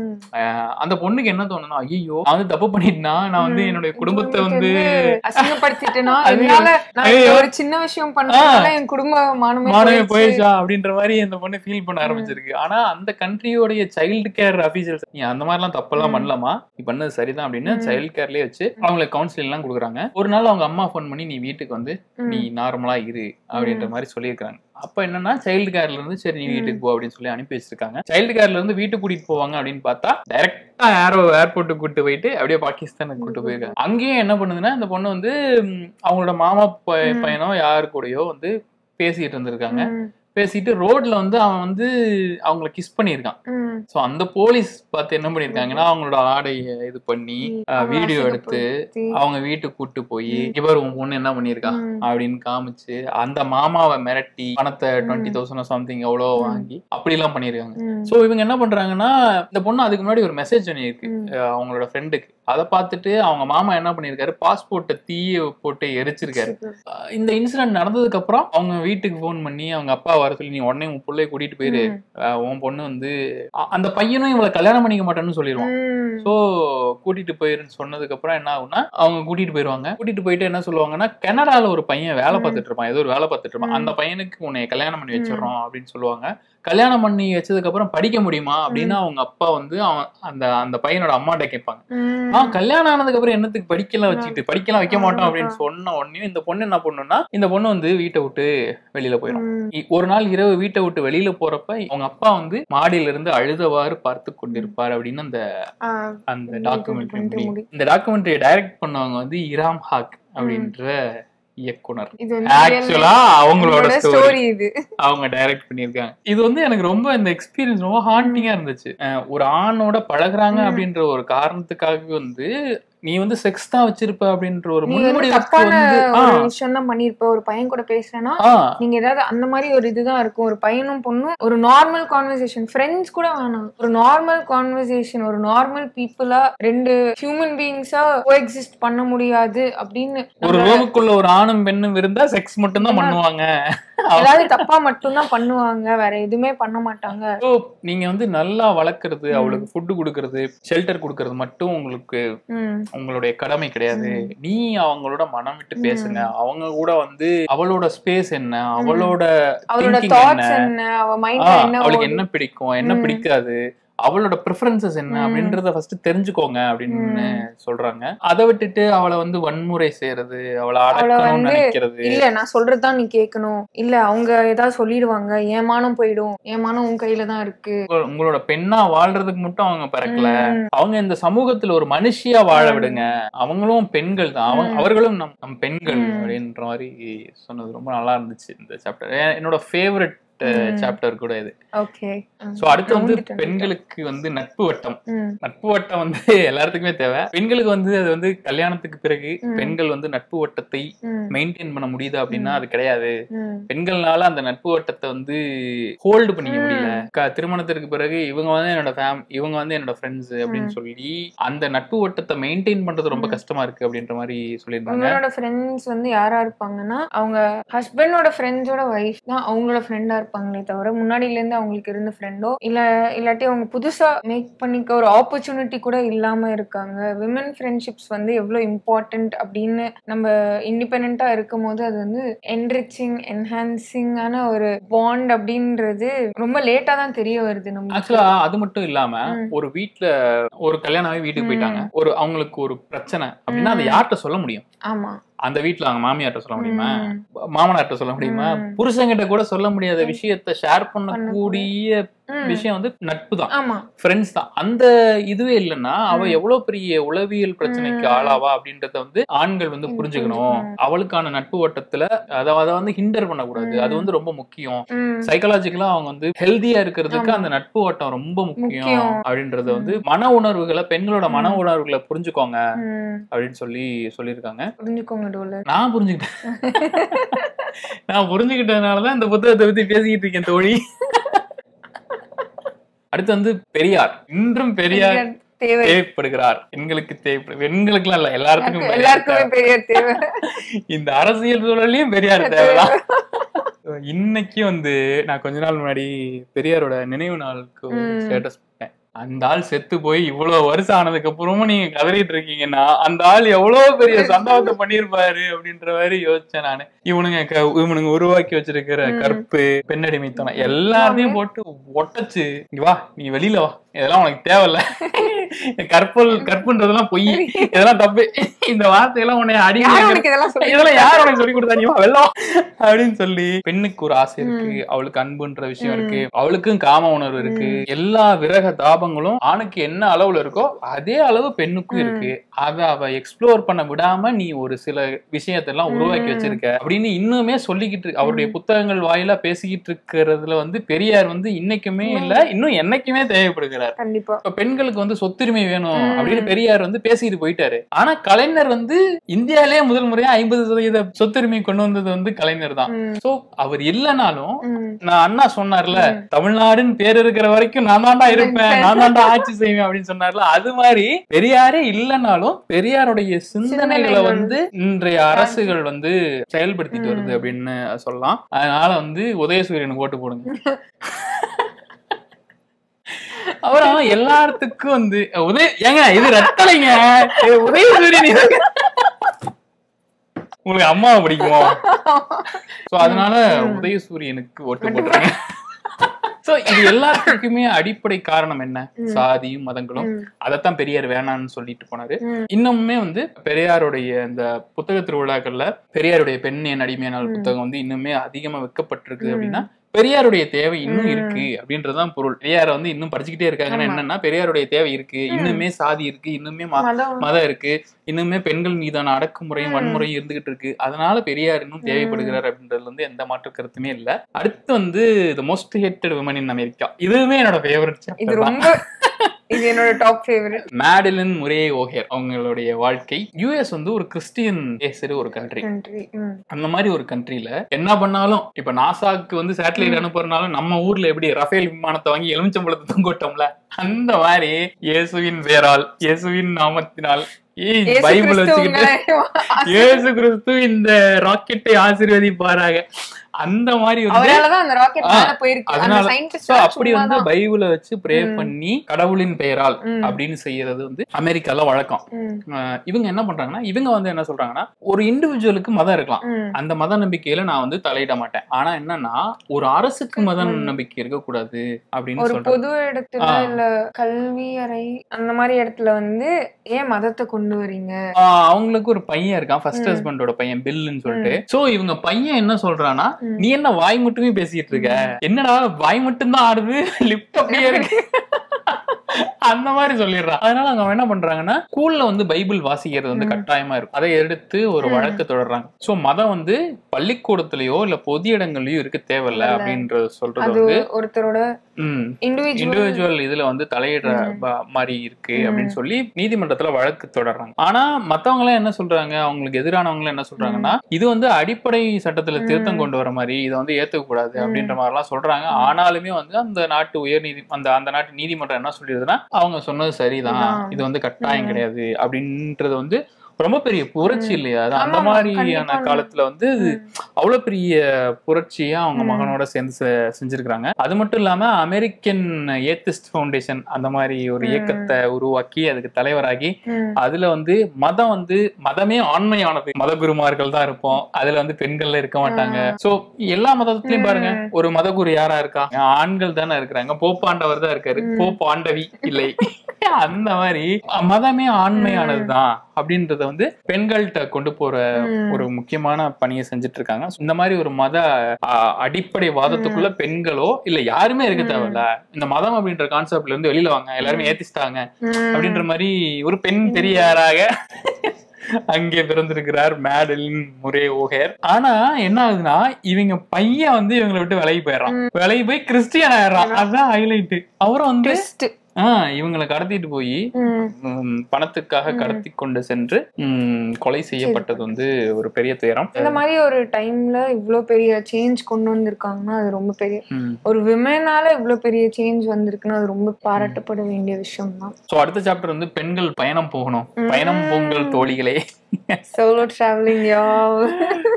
சோ பயணம் பொங்கல் தோழிகளில் வந்து என்னன்னா, பெண்கள் வந்து தனியா இல்லைன்னா பெண்கள் குழுவா சேர்ந்து பயணம் போறது அப்படின்ற ஒண்ணு வந்து ரொம்ப வெகுவா இல்ல. கல்யாணம் ஆனதுக்கு அப்புறம் எப்படி போறது, குழந்தைய விட்டு ஊர் சுத்த போறா அப்படின்ற மாதிரி இது இருக்கா. கல்யாணத்துக்கு முன்னாடினா நீ கல்யாணத்துக்கு அப்புறம் என்ன வேணா பண்ணிக்கோ, கல்யாணத்துக்கு அப்புறம்னா கல்யாணம் முடிச்சிட்டு குழந்தைங்கலாம் விட்டுட்டு இவன் மட்டும் டூர் போறா. சரிடா, ஓகே, அந்த பிள்ளைய கல்யாணம் பண்ணி வச்சிடறேன், நான் போறேன் டூர் அப்படின்னா, பேர பிள்ளைகளை விட்டுட்டு இந்த வயசான காலத்துல எங்க டூர் போறீங்க அந்த மாதிரி. சோ பெண்களுக்கு வெளியில போறதுக்கோ ஒரு ஃப்ரெஷ் ஏரை சுவாசிக்கிறதுக்கான இதுவோ இந்த ஆணாதிக்க கட்டமைப்புல இல்ல. நம்ம தனியா டிராவல் பண்ணும் போதுதான் நம்மள பத்தியே நிறைய எக்ஸ்ப்ளோர் பண்ண ஸ்பேஸ் கிடைக்கும் இல்லையா. சோ அப்படியுமே கல்யாணம் ஆகி ஒரு கணவனோ ஒரு குடும்ப செட்டப்ல இருக்கிறப்போ பெண்கள் வந்து ஒரு பயணம் போறதுக்கு போராட வேண்டியிருக்கு. அது என்ன மாதிரி நிலைமைனா, இந்த போராட்டம் போராடி நான் ஒரு பயணம் போகணுமா அப்படின்ற மாதிரி. பயணம் போனாலும் போயிட்டு எங்க இருக்க, என்ன பண்ணிட்டு இருக்க, ஏன் போன, எப்ப வருவ அப்படின்றது. இவ்வளவு லேட்டா போன் எடுக்கிற, யாரு கூட போயிருக்க, டேய் டூர் போனதே ஒரு மென்டல் பீஸுக்கு தான்டா, நீங்க அந்த மென்டல் பீஸை காலி பண்றதை நீங்க அந்த மாதிரி ஒரு நெருக்கடியை வந்து பெண்களுக்கு உள்டாக்குறாங்க. நான் வந்து உன்னைய பாதுகாத்துக்கிறேன், நான் வந்து உன்னை வந்து பத்திரமா பாத்துக்கிறேன்ற போர்வையில பெண்களுடைய அடிப்படை தேவைகளில் எல்லாம் வந்து இந்த ஆணாதிக்க சமூகம் வந்து அடக்குமுறைகளுக்கு உட்படுத்திட்டு இருக்கு அப்படின்றத சொல்றாங்க. அப்புறம் வயது வந்து ஒரு தடை கிடையாது, என்ன வயசுல வேணாலும் என்ன வேணாலும் செய்யலாம், எந்த வயசுல வேணாலும் பயணம் போகலாம், எந்த வயசுல போனாலும் தனியா போய் ஃப்ரெஷ் ஏரை இது பண்ணலாம் அப்படின்னு சொல்றது. அது மாதிரி குரூப்பா போகணும்னு கூட கிடையாது, தனியா கூட போலாம், தனியா சோலோ டிராவல். எனக்கு நிறைய சோலோ டிராவலர்ஸ் தெரியும், பெண்கள் தனியா டிராவல் பண்றாங்க. இந்தியாலே மீட் பண்ணிருக்கோம் நாங்க குரூப் ஆஃப் ஃப்ரெண்ட்ஸ் போகும்போது சோலோ டிராவலர்ஸ் அவ்வளவு பேரை மீட் பண்ணிருக்கோம். நம்மள வந்து ரீதிங்க் பண்ணிக்கிறது, நம்மளை பத்தி புரிஞ்சுக்கிறது, சுய பரிசோதனை செஞ்சுக்கிறதுக்கு வந்து டிராவல் வந்து யூஸ்ஃபுல்லா இருக்கும். ஆனா அந்த மாதிரி டிராவல்களுக்கு குடும்பங்கள் இருக்கக்கூடிய நாங்கள் ஒருபோதும் அனுமதிக்க மாட்டோம். அடுத்து வந்து ஒரே காதல் ஊரில் இல்லையாடா, ஆண்டவருடைய பாடல். ஆழ்வார்பேட்டை காதல் கோயில் இன்னொரு காதல் இல்லை. உண்மை என்னன்னா ஒரே காதல் ஊரில் இல்லை, ஒரு காதல் வந்து கை கூடவில்லை அப்படின்னா பெண்கள் வந்து இன்னொரு காதல், அது பெண்களுக்கு மட்டும் கிடையாதுன்னு நினைக்கிறேன், இது வந்து பொதுவாதான் சொல்றாங்கன்னு நினைக்கிறேன். எல்லாத்துக்கும் வந்து ஒரு காதல் கிடையாது, எத்தனை முறை வேண்டுமானாலும் காதலிக்கலாம். காதலில் வந்து ஒரு புனிதமும் கிடையாது, ஒரு மயிரும் கிடையாது. அப்ப வந்து அந்த பர்சன் கூட இருக்கும்போது அவங்களுக்கு ட்ரூவா இருந்தா எப்படின்னா, ஆணுக்கு காதல் தோல்வி ஆயிடுச்சுன்னு வச்சுக்கோங்களேன், ஆண் வந்து சோகமா இருப்பான், ஆண் வந்து தாடி வளர்த்துப்பான், தண்ணி அடிப்பான், கஞ்சா வளர்ப்பான், கூட ஒரு நாயை சேர்த்துப்பான், சோகமா ஸ்டேட்டஸ் போடுவான், இளையராஜா போட்டோ டிபியை ரிமூவ் பண்ணிடுவான். அது வரைக்கும் வந்து ஏதாவது ஒரு லவ் போட்டு வச்சிருப்பான். அதுக்கப்புறம் available, hey there I am using WhatsApp. So காதலினுடைய பிரிவினுடைய சோகத்தை கூட வெளிக்காட்டி கொள்ள முடியாத அளவுக்கு தான் வந்து பெண்ணினுடைய நிலை இருக்கு. எனக்கு ஒரு ஃபீலிங்ஸ் இருக்குல்ல, எனக்கு நானும் தோல்வி அடைஞ்சிருக்கேன்ல, நானும் அதுல ஒரு பார்ட்டா இருந்திருக்கேன்ல, ஆனா நான் அந்த ஃபீலிங்கை வெளிக்காட்ட முடியல, அந்த மாதிரியான ஒரு சூழல் தான் இருக்கு அப்படின்ற மாதிரி சொல்லியிருக்காங்க. சோ அதே மாதிரி காதல்ல வந்து பிரிஞ்ச பெண்களோ இல்லைன்னா திருமணத்திலிருந்து வெளியில வந்த டைவர்ஸியோ இந்த சமூகம் பார்க்கக்கூடிய பார்வை இருக்குல்ல, ஒருவேளை இவன் வந்து அதுக்கு ஃபிட் இல்லையோ, ஒருவேளை வந்து ஒரு குடும்ப பெண்ணா இருக்க முடியாதோ அப்படின்ற ஒரு ப்ரீஜுடிஸ் இருக்கு. அது ஆண்கள்ட்டையுமே இருக்கு. இப்போ பிரேக்கப் ஆன ஒரு பெண் இருக்காங்கன்னு வச்சுக்கோங்களேன், அவ ஏன் பிரேக்கப் பண்ணிருக்கா அப்படின்றத வந்து உணரக்கூட முயற்சி செய்யறது இல்லை இந்த ஆண்கள். அவங்க கிட்ட பேசுங்க, அவங்களுக்கு ஒரு சைடு இருக்கும், அதை வந்து கேளுங்க அப்படின்ற மாதிரி ஆண்களுக்கு ஒரு தடவல், ஒரு அன்பான கோரிக்கை. அதே மாதிரி நீங்க காதல்ல தோற்றா கூட பரவாயில்ல, இன்னொரு காதல் செய்யுங்கள் தோழி, அது தோத்துச்சா இன்னொரு காதல் செய்யுங்க. இந்த சமூகம் வந்து ஆணாதிக்கமானதுதான், ஆனா பெண்களை தோழியாக சக மனுஷியாக சுயமரியாதையோடு ஏற்றுக்கொள்ளும் ஆண்கள் இருக்கிறார்கள். அந்த மாதிரி பர்சனை போய் மீட் பண்ணுங்க. நீங்க இதுவரைக்கும் மீட் பண்ணதெல்லாம் பூமருங்க,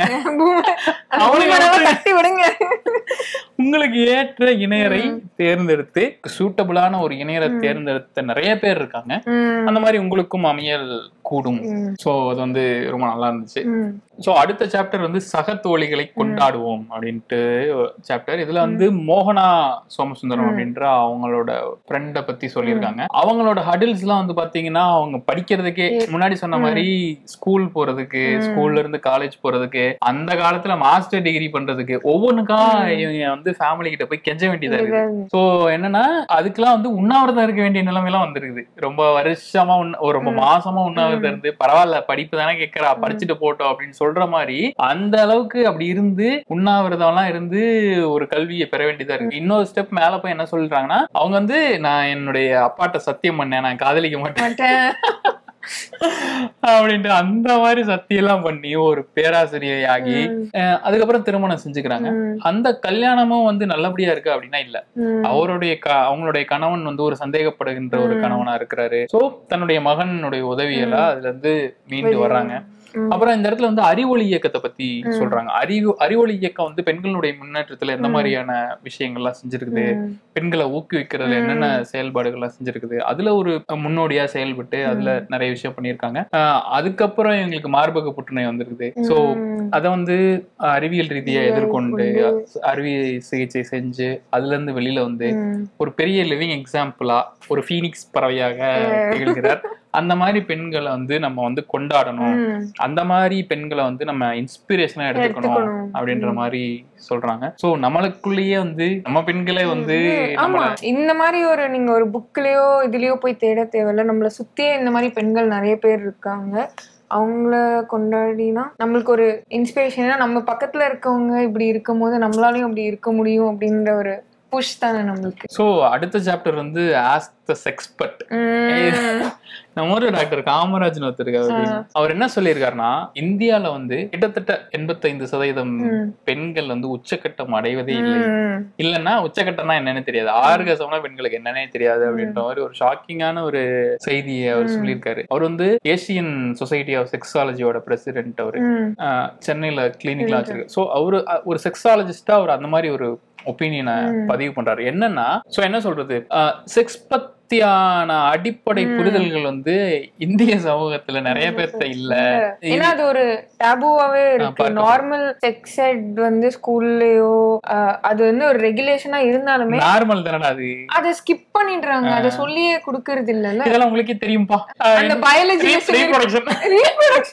உங்களுக்கு இது தெரியும்பா அப்படின்னு சொல்லிட்டு இல்லன்னா அது ஒரு ஆக்வர்டான ஒரு இதுவா மாத்தி ஒரு மென்சுரேஷன் பத்தியோ எல்லாத்தையுமே ரொம்ப ஆக்வர்டா சொல்லி கொடுக்கணும். அது ஒரு நார்மல் விஷயம் தானே. அது நார்மலா வீட்டுல கூட நம்ம அம்மா அப்பா கிட்ட கூட நம்மளால ஒரு நார்மல் கான்வர்சேஷன் வச்சுக்க முடியல. ஆமா. சோ இந்த ஆஸ்க் தி எக்ஸ்பர்ட்ன்ற டைட்டில் ஏன் வந்துச்சு அப்படின்னா மும்பைல வந்து மிரர் அப்படின்ற அந்த நாளிதழ்ல டாக்டர் மஹிந்தர் வாட்ஸா அப்படின்றவர் வந்து அவர் ஒரு கைனகாலஜிஸ்ட்.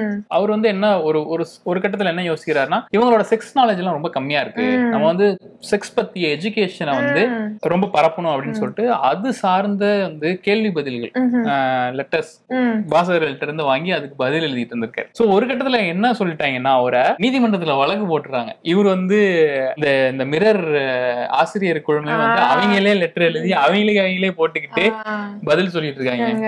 இவங்க என்ன பண்ணிருக்காங்க, இந்தாடா இதாண்டா வாசகர் கெடுதா அப்படின்னு சொல்லி மூட்டையா கொண்டு போய் நீதிபதி முன்னாடி கொட்டிருக்காங்க. அது நீதிபதி வந்து வழக்க தள்ளுபடி மட்டும் சரி வீட்டுக்கு போங்க அப்படின்னு சொல்லியிருக்காங்க. சோ அந்த அளவுக்கு செக்ஸ்ல வந்து நிறைய பேருக்கு அறியாமை இருக்கு. அத வந்து அந்த கேள்விகளுக்கு எல்லாம் பதில் அளிச்சிட்டு இருக்காரு. இவ்வளவு அறியாமையோட மக்கள் இருக்காங்க. இந்த ஒரு ஸ்டூபிடான கேள்வி எல்லாம் கூட வருது. அந்த மாதிரி கூட லதா கூட எழுத்தாளர் லதா கழிவறை இருக்கு, அந்த புத்தகத்தை பத்தி கூட நம்ம முன்னாடி நம்மளோட சேனல்ல பேசியிருக்கோம். சோ அவங்க என்ன சொல்றாங்கன்னா செக்ஸ பத்தி ஆரோக்கியமா விவாதிங்க, அது ஒண்ணும் டேபு எல்லாம் கிடையாது, என்னென்னமோ பண்றீங்க என்னென்னதையோ பேசுறீங்க, செக்ஸ பத்தியும் ஒரு ஜெனரல் டிஸ்கஷன் ஒரு நார்மல் விஷயம் தானே பேசலாம்ல அப்படின்ற மாதிரி அவங்களும் சொல்லியிருந்தாங்க. அதையே தான் வந்து நம்ம தோழரும் சொல்றாங்க. அது மாதிரி அவங்க சில புத்தகங்கள் When Girl Grew Up, When Boys Grew Up, அப்புறம் மென்ஸ்ட்ருபேடியா, இந்த மாதிரி சில புத்தகங்கள் வந்து ஆண்கள் மட்டும் இல்லாம பெண்கள் மட்டும் இல்லாம ஆண்களும் படிக்கணும். செக்ஸ் வந்து ஒரு டேபு கிடையாது, அத வந்து மறைச்சு கண்ணும் காதும் வைத்து அந்த மாதிரி பார்க்க தேவையில்ல அத சொல்றாங்க. அடுத்தது மனைவியை நேசிப்பவர்கள் வாசக்தினியை வேண்டாம் என்று சொல்ல மாட்டார்கள் அப்படின்ற டாபிக். இது ரொம்ப ஐ ஓப்பனிங்கா இருந்தது இந்த சாப்டர். ஆமா, கிட்டத்தட்ட வந்து 2,55,000 சம்திங் 2,50,000 மேல தமிழ்நாட்டுல மட்டும் குடும்ப கட்டுப்பாடு பெண்களுக்கு செய்யப்பட்டிருக்கு. ஆண்களுக்கு குடும்ப கட்டுப்பாடு அதாவது வாசக்டமி எவ்வளவு பேர்னா 2,400 பேர். சோ இந்த ரேஷியோ பாருங்க, 2017-18 எடுக்கப்பட்ட சர்வே 2,50,000 பிளஸ் பெண்களும் 2400 ஆண்களும் அப்படின்னா இத பத்தி வாசக்டமி பத்தி விழிப்புணர்வையும் அரசு ஏற்படுத்தல. சோ வாசக்டமி செஞ்சுக்கிறது வந்து ரொம்ப சிம்பிளான ப்ரொசீஜர். ஆணுக்கு வந்து வலி கம்பேரிட்டிவ்லி இது வந்து பெண்ணுக்கு வந்து ஜெனரல் அனஸ்தீசியா கொடுத்து பண்ண வேண்டிய ஒரு ப்ரொசீஜர். ஆனா வந்து ஆணுக்கு சிம்பிளா லோக்கல் அனஸ்தீசியா கொடுத்து கொஞ்ச நேரத்திலேயே முடிய வேண்டிய ஒரு ப்ரொசீஜர். அது ஒரு ரிவர்சிபிளான ப்ராசஸ். அதை செய்யறது இல்ல. அதான் ஆண்கள் அது வந்து பெண்களே வாலண்டியரா 2 குழந்தை பெத்தனையும் அவங்களே வந்து பண்ணிக்கிறாங்க. இது வந்து ஆண்கள் வந்து வாசக்டமியை பத்தி புரிஞ்சுக்கிட்டு வாசக்டமியை வந்து நீ பண்ண வேணாம் நான் பண்ணிக்கிறேன்னு சொல்ற அளவுக்கு ஆண்கள் முன் வரணும் அப்படின்ற மாதிரி வாசக்டமியோட இம்பார்ட்டன்ஸ் பத்தி சொல்லியிருந்தாங்க. சோ ஆண்கள் வந்து வாசக்டமி செய்யறதுக்கு வந்து யூரோப் அண்ட் அமெரிக்கால மென் பர்த் கண்ட்ரோல் வந்து இன்னும் இப்போ டெஸ்டிங் ப்ராசஸ்ல தான் இருக்கிறதுனால வாசக்டமி வந்து ரொம்ப பிரெவலண்டா ரொம்ப காமனா இருக்கிறதா படிச்சுட்டு இருந்தேன். அதாவது பெண்ணினுடைய அவளோட உடல் சார்ந்த அக்கறையே இல்லாம அவளுக்கு ஒரு அந்த பெயின்ஃபுல்லான ப்ராசஸ் அவ உடலுக்கு அதுக்கு பிறகு ஏற்படக்கூடிய அந்த விளைவுகளை பத்தி சிந்திக்காம நம்ம செஞ்சுட்டு வரோம் அப்படின்றத ரொம்ப இதுவா சொல்லியிருந்தாங்க. அத பெண்களே கூட உணராம இருக்காங்க அப்படின்ற மாதிரி இது வந்து ஒரு ஐ ஓப்பனிங்கா இருக்கு. ஏன்னா இது வந்து என்னோட பர்டன் தானே, நான் தானே குழந்தை பெத்துக்கணும் அப்படின்ற அகைன் அந்த சேம் பெண் உடலையும் அவங்களோட உடல் சார்ந்த என்ன சொல்றது உரிமைகளையும் முன்னிலைப்படுத்தணும் அப்படின்றத ரொம்ப அழகா சொல்லியிருந்தாங்க. ஆண்கள் வந்து வாசக்டமி செய்து கொள்ளுங்கள். அத பத்தி ஃபர்ஸ்ட் தெரிஞ்சுக்கோங்க. வாசக்டமினா என்னன்னு போய் கூகுள் பண்ணுங்க. யூடியூப்ல நிறைய வீடியோஸ் சாட் ஜிபிடி இருக்கிறது, மெட்டா ஏஐ இருக்கிறது, எல்லாமே இருக்கு. டாக்டர்ஸ் நிறைய பேர் யூடியூப்ல பேசுறாங்க. சோ வந்து வாசக்டமியை பத்தி தெரிஞ்சு வாசக்டமி பண்ணுவதற்கு முன் வர வேண்டும். இந்த சமூகத்தில் இருக்கக்கூடிய ஆண்கள் வந்து பெண்களினுடைய உடலை அவர்களுடைய உடல் சார்ந்த உரிமையை கண்டிப்பா காப்பாற்ற வேண்டும் அப்படின்றத சொல்றாங்க. ஓகே, அடுத்த சாப்டர் வந்து குடும்பமே பெண் குழந்தையிடம் அவளை பேச விடு. இது ஏன் அப்படின்னா இவங்களோட ஃப்ரெண்ட் ஒருத்தவங்க வந்து அவங்களோட எக்ஸ்பீரியன்ஸை ஷேர் பண்ணியிருக்காங்க. ஸோ கஷ்டப்பட்டு படிச்சு வீட்டுல வந்து ஃபர்ஸ்ட் கிராஜுவேட்டா வந்து டிகிரி எல்லாம் வாங்கி ஒரு வேலைக்கு போற இடத்துலயே அவங்களுக்கு வந்து ஒரு வன்புணர்வு நடக்குது. ஒரு வாரம் ஹாஸ்பிட்டல்ல தங்கி அங்க இருந்து மீண்டும் நலம் பெற்று வர வேண்டியதா அந்த மாதிரியான ஒரு சூழல் நடக்குது. சோ இந்த விஷயத்த போய் நான் வீட்டுல என்னால சொல்ல முடியாது அப்படின்ற மாதிரியான ஒரு நிலைமை வந்து நீ ஏன்டா படிச்ச, இதுக்குதான் சொன்னேன் உன்னை இன்ஜினியரிங் படிக்க வேணாம், படிச்சு வேலைக்கு போனா இப்படிதான் ஆகும். டேய், ஆண் பிள்ளைகளுக்கு கற்பிங்கள்டா, பெண்களை மரியாதை செய்யணும், பெண்களை வந்து என்ன சொல்றது இந்த மாதிரி ஒரு பொருளா பார்க்காம அவளை ஒரு மனுஷியா ஒரு சோலா பார்க்க சொல்லிதானே நம்ம கட்டமைக்கணும். நீ அதை விட்டுட்டு இந்த சமூகம் எப்படின்னா நீ வேலைக்கு போன, நீ நைட்டு 7 மணிக்கு வந்திருப்ப, நைட்டு 10 மணிக்கு வந்திருப்ப, நீ இந்த ட்ரெஸ் போட்டிருப்ப, நீ அவன்கிட்ட இப்படி பேசியிருப்ப, நீ அவனை இப்படி பார்த்திருப்ப, அவனுக்கு சிக்னல் கொடுத்திருப்ப, சிக்னல் ஊசி இடம் கொடுக்காம நூல் நுழையா இந்த மாதிரியான இதெல்லாம் இருக்குல்ல. ரொம்ப டாக்ஸிக்கான என்விரான்மெண்ட் இது. ஒரு பெண் தனக்கு நேர்ந்த விஷயத்த எனக்கு இப்படி நடந்திருக்குது அப்படின்னு போய் பெற்றோர்கிட்ட சொல்ல முடியாத ஒரு நிலை தான் இங்க இருக்கு அப்படின்றது வந்து ரொம்ப வீட்டுல போய் சொன்னா ஐயோ இது ரிப்போர்ட் எல்லாம் பண்ணுவாங்க, போலீஸ் கிட்ட எல்லாம் போவானா, அவங்க 1000 கேள்வி கேட்பாங்க, உன்ன தப்பு சொல்லுவாங்க. ஆமா. சோ அப்படின்னா நீங்க என்ன அப்படின்னா நீங்க ஒரு ஆரோக்கியமான சூழலை பெண்ணுக்கு தரவே இல்லை அப்படின்றத சொல்றாங்க. சோ வன்புணர்வு செஞ்சவன சும்மா விடாத, போலீஸ்ல கம்ப்ளைண்ட் பண்ணு, தண்டனை வாங்கி கொடு அப்படின்லாம் எல்லாரும் ஆளாளுக்கு எல்லாம் பேசுவாங்க. ஆனா இதை என்ன சொல்றது, என் ஃபேமிலி கிட்டே போய் இது சொல்ல முடியல, அப்புறம் எப்படி நம்ம போலீஸ் கிட்ட கம்ப்ளைண்ட் கொடுக்குறது? அந்த மாதிரியான ஒரு இது டாட்ஸ் லிட்டில் பிரின்சஸ் அப்படின்லாம் சொல்லி குழந்தைய வளர்க்குறாங்க. டாட்ஸ் லிட்டில் பிரின்சஸ்னா என்ன, அவளுக்கு தேவையானதை வாங்கி கொடுக்கறது, அவளை பாதுகாப்பா பாத்துக்கிறது. ஆனா அந்த டாட்ஸ் லிட்டில் பிரின்சஸ்னால உங்ககிட்ட வந்து என்னை ஒருத்தன் தப்பா என்கிட்ட நடந்துக்கிட்டா அப்படின்னு சொல்ல முடியாத டாட்ஸ் எதுவுமே அது மட்டும் இல்ல, ஒரு நார்மல் தாட் ப்ராசஸ் கூட சொல்ல முடியாத அளவுக்கு தான். மட்டும் இல்லாம அவ வந்து ஒரு வயசுக்கு வந்துட்டானா, அவ ஒரு ஏஜ் அட்டன் பண்ணிட்டானா அவளுக்கு ஒரு காம உணர்வு இருக்கு, அவளுக்கும் செக்ஸ் தேவை இருக்கும் அப்படின்ற ஒரு புரிதல் வந்து இங்க இல்ல. புரிதல் இல்லையா, இல்ல வந்து அது வந்து ஒரு கலாச்சார சீர்கேடா, ஒரு சீரழிவா, அது ஒரு கட்டுப்பாடா பாக்குறாங்களா? குழந்தை பெத்துக்கிறதுக்கு மட்டும்தான் அப்படின்னு வந்து it's not for pleasure. No, of course not. So அவரு சுத்ரானா வேஸ்டா எழுதி இருக்காங்க, டைம் பாஸ் எழுதி இருக்காங்க.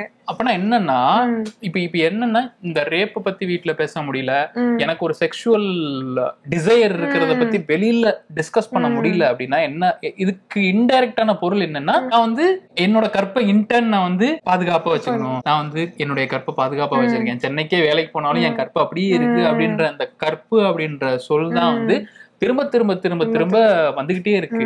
அவங்க இந்த சாப்டரோட எண்ட்ல என்ன சொல்றாங்கன்னா, நம்மளோட மகள்களை விட, அவங்களோட உயிரை விட, அவங்களோட உரிமைகளை விட, கல்வியை விட, என்னோட கனவு ஒண்ணு இருக்குல்ல, அந்த கனவை விட, என்னோட அழகான வாழ்க்கையை விட அந்த கற்பு அப்படி ஒண்ணும் பெருசு கிடையாது, அப்படி ஒண்ணும் புனிதம் கிடையாது. உன் வெங்காய விளக்குமாத்தை விட அப்படின்னு பெரியார் சொல்வார்ல, அந்த வெங்காய விளக்குமாத்தை விடவும் இந்த கற்பு ஒண்ணும் பெருசு கிடையாது. அதாவது தூக்கி போடுங்க வெளியில. அதாவது நம்ம வெர்ஜினிட்டியே ஒரு சோஷியல் கான்ஸ்ட்ரக்ட் தான்.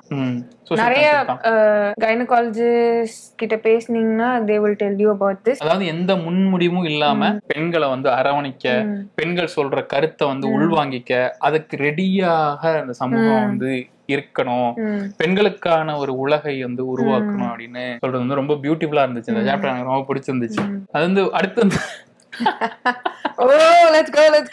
women are bad drivers. வாகனம் பழகு பெண்ணே. இது வந்து இன்னொரு இது இருக்கு நம்ம ஊர்ல, பொண்ணுங்களுக்கு வண்டி ஓட்ட தெரியாது, பொண்ணுங்க ஓட்டினா கொண்டு போய் உள்ள விட்டுருவாங்க. டேய் பொண்ணு ஓட்டிட்டு போற, பாத்து போ, நீ பின்னாடியே போ அப்படின்னு சொல்றது அவ்வளவு கிடையாது. எல்போர்டு. என்னன்னா நீ குறைந்தபட்சம் நீ வந்து என்ன செய்யல, அவளை வந்து டிரைவிங் பழக்கவே விடல. அப்புறம் எங்க அவ வந்து வெளியில வருவா, அவ எப்படி கத்துப்பா, அவ எப்படி ஓட்டுவா. இப்ப விமன்லாம் வந்து பைலட்டா இருக்காங்க, விண்வெளிக்கு போறாங்க, சுனிதா வில்லியம்ஸ் ஸ்பேஸ்ல இருக்காங்க, எல்லாமே பண்றாங்க. சோ என்னன்னா பெண்களுடைய பாதுகாப்பு அந்த மாதிரி எல்லாம் சொல்லி சொல்லி ஐயோ நான் உங்களை பாதுகாப்பா வச்சுக்கிறேன், நீ வண்டியில ஓட்ட வேணாம், போய் விழுந்துட்டேன்னா உனக்கு காயப்பட்டுச்சுன்னா நான் புண் பண்றேன். சோ அந்த மாதிரி பெண்ணை வந்து இதுவே ஒரு அடக்குமுறைதான். கம்யூட் பண்ண வைக்காம, எங்கேயும் போக வைக்க வேணாம, எங்க அணுக வைக்க முடியாம, வண்டி ஓட்டினா போயிருவாள்ல, எடுத்துட்டு கார் ஓட்டினா போயிருவாள்ல, அந்த மாதிரி ஒரு சிச்சுவேஷன் தான் இங்க இருக்கு. இவங்க வந்து பெடலிங் டு ஃப்ரீடம் அப்படின்ற ஒரு ஆவணப்படத்தை பத்தி பேசியிருந்தாங்க. சோ அது என்னன்னா பெண்களுக்கு வந்து சைக்கிள் ஓட்டுறது, சைக்கிள் ஓட்ட வந்து ஒரு மாவட்ட ஆட்சித்தலைவர் வந்து கத்து கொடுத்திருக்காங்க. ஷீலா ராணி சுன்கந்த் அப்படின்ற ஐஏஎஸ் ஆபீசர் வந்து பெண்களுக்கு சைக்கிளாவது ஓட்டுங்க முத அப்படின்னு சொல்லி சைக்கிள் ஓட்ட கத்து கொடுத்து அந்த ஆவணப்படத்தை பத்தி பேசியிருந்தாங்க. இந்த ஆவணப்படத்தை வந்து கூடு வாசிப்பரங்கத்துல வந்து இவங்க போட்டு காட்டியிருக்காங்க. ஒரு பெண் என்ன பண்ணிருக்காங்கன்னா, ரொம்ப வருஷம் முன்னாடி ஒரு 40-50 வயசு மேல இருக்கிற பெண், முன்னாடி டிரைவிங் பழகினவங்க, நான் அன்னைக்கு டிரைவிங் பழகினேன், அன்னைக்கு லைசன்ஸ் எடுத்தேன் அப்படின்னு சொல்லிட்டு அடுத்த நாள் கார் ஓட்டிட்டு வந்துட்டாங்களா. அந்த ஒரு இன்ஸ்பிரேஷன்ல அது வந்து பாக்குறப்ப ரொம்ப சூப்பரா இருந்துச்சு. சோ இந்த மாதிரியான என்ன சொல்றது, இந்த மாதிரி ஒரு டாக்குமெண்ட்ரிஸ் பெண்கள்கிட்ட போட்டு காமிக்கிறது. சோ பெண்கள் ஒரு என்ன சொல்றாங்க, ஒரு அறியாமையில இருக்கத்தான் செய்யறாங்க. சோ நம்ம வந்து நம்மள வந்து கேர் பண்ணிக்கிறாங்க போல வீட்டுல, அதனாலதான் நம்மளுக்கு கார் கொடுக்க மாட்டேறாங்க. நம்ம வந்து வீக், நம்ம வந்து சின்னதா அடிபட்டாலே நம்மளுக்கு இங்க உடைஞ்சிரும் அப்படின்ற அந்த ஒரு பாக்ஸ்குள்ள இருந்து வெளியில வைக்கிறதுக்கு இந்த மாதிரியான படங்கள், இந்த மாதிரியான புத்தகங்கள், இந்த மாதிரியான ஆத்தர்ஸ் வந்து நமக்கு ரொம்ப தேவை. டிரைவிங் கத்துக்கலன்னா இன்னைக்கே போய் டிரைவிங் கத்துக்கோங்க. சோ அடுத்து வந்து நைட்டியை நேசிப்போம், துப்பட்டா போடுங்க மாதிரி நைட்டி போடுங்க தோழி. அவங்க வந்து ஒரு ட்விஸ்டா ஒரு ஸ்டோரி பத்தி, ஸ்டோரி இல்ல நிஜமாவே நைட்டி போடக்கூடாதுன்னு சொல்லிட்டு இருக்காங்க ஊர்ல எல்லாம். 2018ல நடந்த ஒரு விஷயம். கோதாவரியில வந்து அந்த பஞ்சாயத்து என்ன ரூல் போட்டிருக்காங்கன்னா, மார்னிங் 7ல இருந்து நைட் 7 வரைக்கும் யாராவது நைட்டி போட்டா ஃபைன் போடுவோம். அதை ரிப்போர்ட் பண்றவங்களுக்கு பரிசு 1000 ரூபாய் பரிசு தொகை. ஆனா இதுல என்ன ஒரு ட்விஸ்ட்னா, எந்த விமனுமே யாரையுமே ரிப்போர்ட் பண்ணல. இந்த மாதிரி ஒரு தப்பு நடக்கிறது கூட வெளியில சொல்ல முடியாம பெண்கள் இருக்காங்க. இந்த மாதிரி ஒரு என்னோட கம்ஃபர்டபுளான ஒரு ட்ரெஸ்ஸை நான் போடுறதுக்கு கூட எனக்கு ஃபைன் போடுறாங்க. நான் நினைச்சேன் நைட்டிக்கெல்லாம் இன்னும் எதுவும் போர்க்குடி தூக்கிட்டு இருக்க மாட்டாங்க அப்படின்னு நினைச்சேன். 2018லயே வந்து தண்டூரா போட்டு 2018 6 வருஷம் முன்னாடி பாவிகளாண்டா இருந்துச்சு. இதுவுமே வந்து ஆணாதிக்க சமூகம் வந்து பெண்கள் மேல திணிக்கப்பட்ட ஒரு ஒழுக்க கட்டுப்பாடு தான் அது. நீங்க வந்து என்ன வேணா போடுங்க, நைட்டி போடுங்க, என்ன கருமத்தை வேணா, உங்களுக்கு எது கம்ஃபர்டபுளா இருக்கோ அதை போடுங்க அப்படின்னு சொல்றாங்க. அடுத்து வந்து இந்த பார்பி பொம்மைகளா பெண்கள்.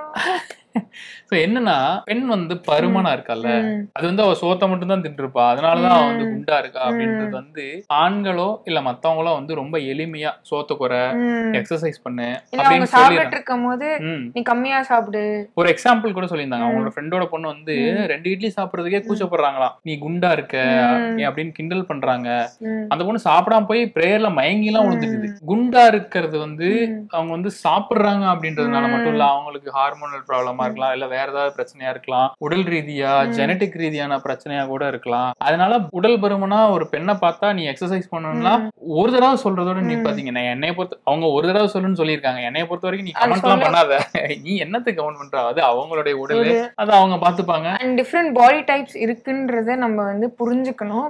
எல்லாருமே ஜீரோ சைஸ் கிடையாது, ஜீரோ சைஸ் இருக்க முடியாது. ஒரே வெயிட்ல இருக்கிற டிஃப்ரெண்ட் விமன் டிஃப்ரெண்டா இருப்பாங்கன்றது நிறைய டாக்குமெண்ட்ரிஸ் இருக்கு, நிறைய யூடியூப் வீடியோஸ் இருக்கு. அவங்களோட உடலை தாண்டி அவங்களுக்குன்னு ஒரு அறிவு இருக்கு, அவங்களுக்குன்னு ஒரு ஆளுமை இருக்கு. அதை மதிச்சு அவங்களோட டிராவல் பண்ணுங்க அப்படின்னு சக ஆண்களுக்கும் சக பெண் பூமர் ஆன்டிகளுக்கும் சொல்லியிருக்கிறாங்க. 30வது சாப்டர் ஃபைனலி. அது வந்து மதர்ஸ் கில்ட் அப்படின்ற சாப்டர். மதர்ஸ் கில்ட் ஏன் வருது அப்படின்னா, ஒரு கல்யாணம் ஆகி குழந்தை எல்லாம் பெற்றுறாங்க. குழந்தைய பெற்றுட்டு அந்த குழந்தை ஸ்கூலுக்கு போயிடும், இவங்க வேலைக்கு போயிடுறாங்க. ஒர்க்கிங் உமனா இருக்கிறவங்க இல்லைன்னா சிங்கிள் மதரா இருக்கிற பேரண்ட்ஸ் அவங்க வந்து வேலைக்கு போய் தான் ஆகணும். சோ என்னன்னா, இந்த பையன் ஒரு சேட்டை பண்றான், இல்லன்னா ஏதாவது தப்பு பண்றான், இல்லன்னா எதையாவது பிடிச்சி அடிச்சிடறான், ஏதோ ஒண்ணு பண்ணிடுறான்னு வச்சுக்கோங்களேன். நீ வந்து அந்த குழந்தைய சரியா வளர்க்கல, நீ வந்து வேலைக்கு போற, நீ வந்து வீட்டுல அடக்க ஒடுக்கமா இருந்து இந்த குடும்பத்தை காப்பாத்தி குடும்ப பெண்ணா இருந்து எங்களோட குடும்ப மோனத்தை காப்பாத்தி இருந்தீங்கன்னா இந்த மாதிரி மிஸ் வந்து என்னை கம்ப்ளைண்ட் பண்ணிருக்க மாட்டாங்களே அப்படின்ற மாதிரி ஒரு கருத்தை வந்து உருவாக்குறது இருக்கு இல்லையா. பெண் வேலைக்கு போறா, அவளை எப்படியாவது நிப்பாட்டணும் அப்படின்றதுக்காக அவளை கில்ட்டுக்கு உள்ளாக்குறது மதர்ஸ் கில்ட்னு அதான் சொல்றாங்க. அப்படி எல்லாம் வந்து நீ வந்து பிள்ளைய சரியா வளர்க்கலான்னு யாராவது சொன்னாங்கன்னா நீ அதுக்காகலாம் ஒன்னும் வந்து இது பண்ணிக்க தேவையில்ல, உங்களுக்கு தெரியும் எப்படி உங்க பிள்ளைய வளர்த்திருக்கீங்க அப்படின்றத முடிச்சிட்டாங்க. சோ ஒரு ஆனா நீங்க வந்து உங்களை சுத்தி இருக்க விமனை எப்படி அப்லிஃப்ட் பண்ண போறீங்க, இல்ல எப்படி ஹெல்ப் பண்ண போறீங்க? இல்ல நான் அப்லிஃப்ட் பண்ணணும் அப்படின்றதெல்லாம் இல்ல.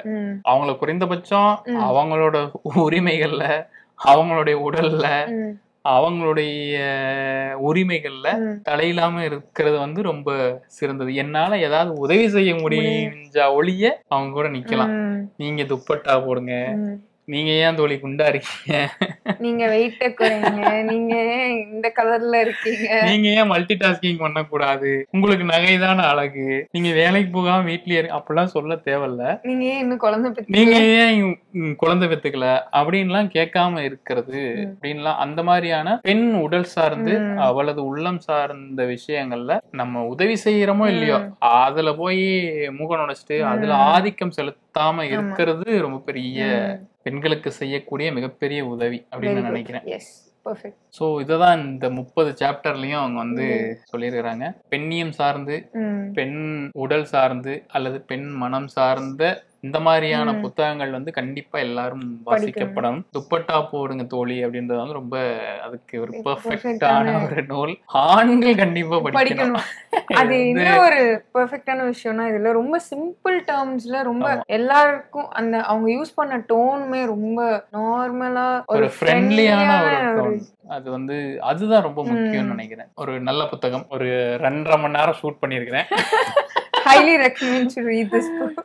கண்டிப்பாக தயவு செய்து 2:30 மணி வரைக்கும் ஷூட் பண்ணிருக்கேன், இரவு 2:30 மணி. அதனால கண்டிப்பா படிங்க இந்த புத்தகத்தை. உங்களுடைய தோழர்களுக்கு பிரசன்ட் பண்ணுங்க, உங்க வீட்ல இருக்கிற ஆண்களுக்கு பிரசன்ட் பண்ணுங்க அப்படின்னு சொல்லி முடிச்சுக்கிறோம். ஸோ முடிந்த அளவு இந்த புத்தகத்தை பத்தி பேசுறது, இதை பத்தி டிஸ்கஸ் பண்றது, இந்த மாதிரி ஒரு தோழி கூட உட்காந்து இல்லைன்னா தோழிகள் வந்து தோழர்கள் கூட உட்காந்து இங்க வா அடி அப்படின்னு சொல்லி இதெல்லாம் தெரிஞ்சுக்கோ வாசக்டமினா என்னன்னு அப்படின்னு ஒண்ணு இருக்கா அப்படின்னு கேட்டான்னா ஆமா இருக்கு அப்படின்னு சொல்லி அவனையும் எஜுகேட் பண்றது வந்து ரொம்ப முக்கியமான விஷயம். ஒரு ஐ ஓப்பனிங்கா இருந்துச்சு.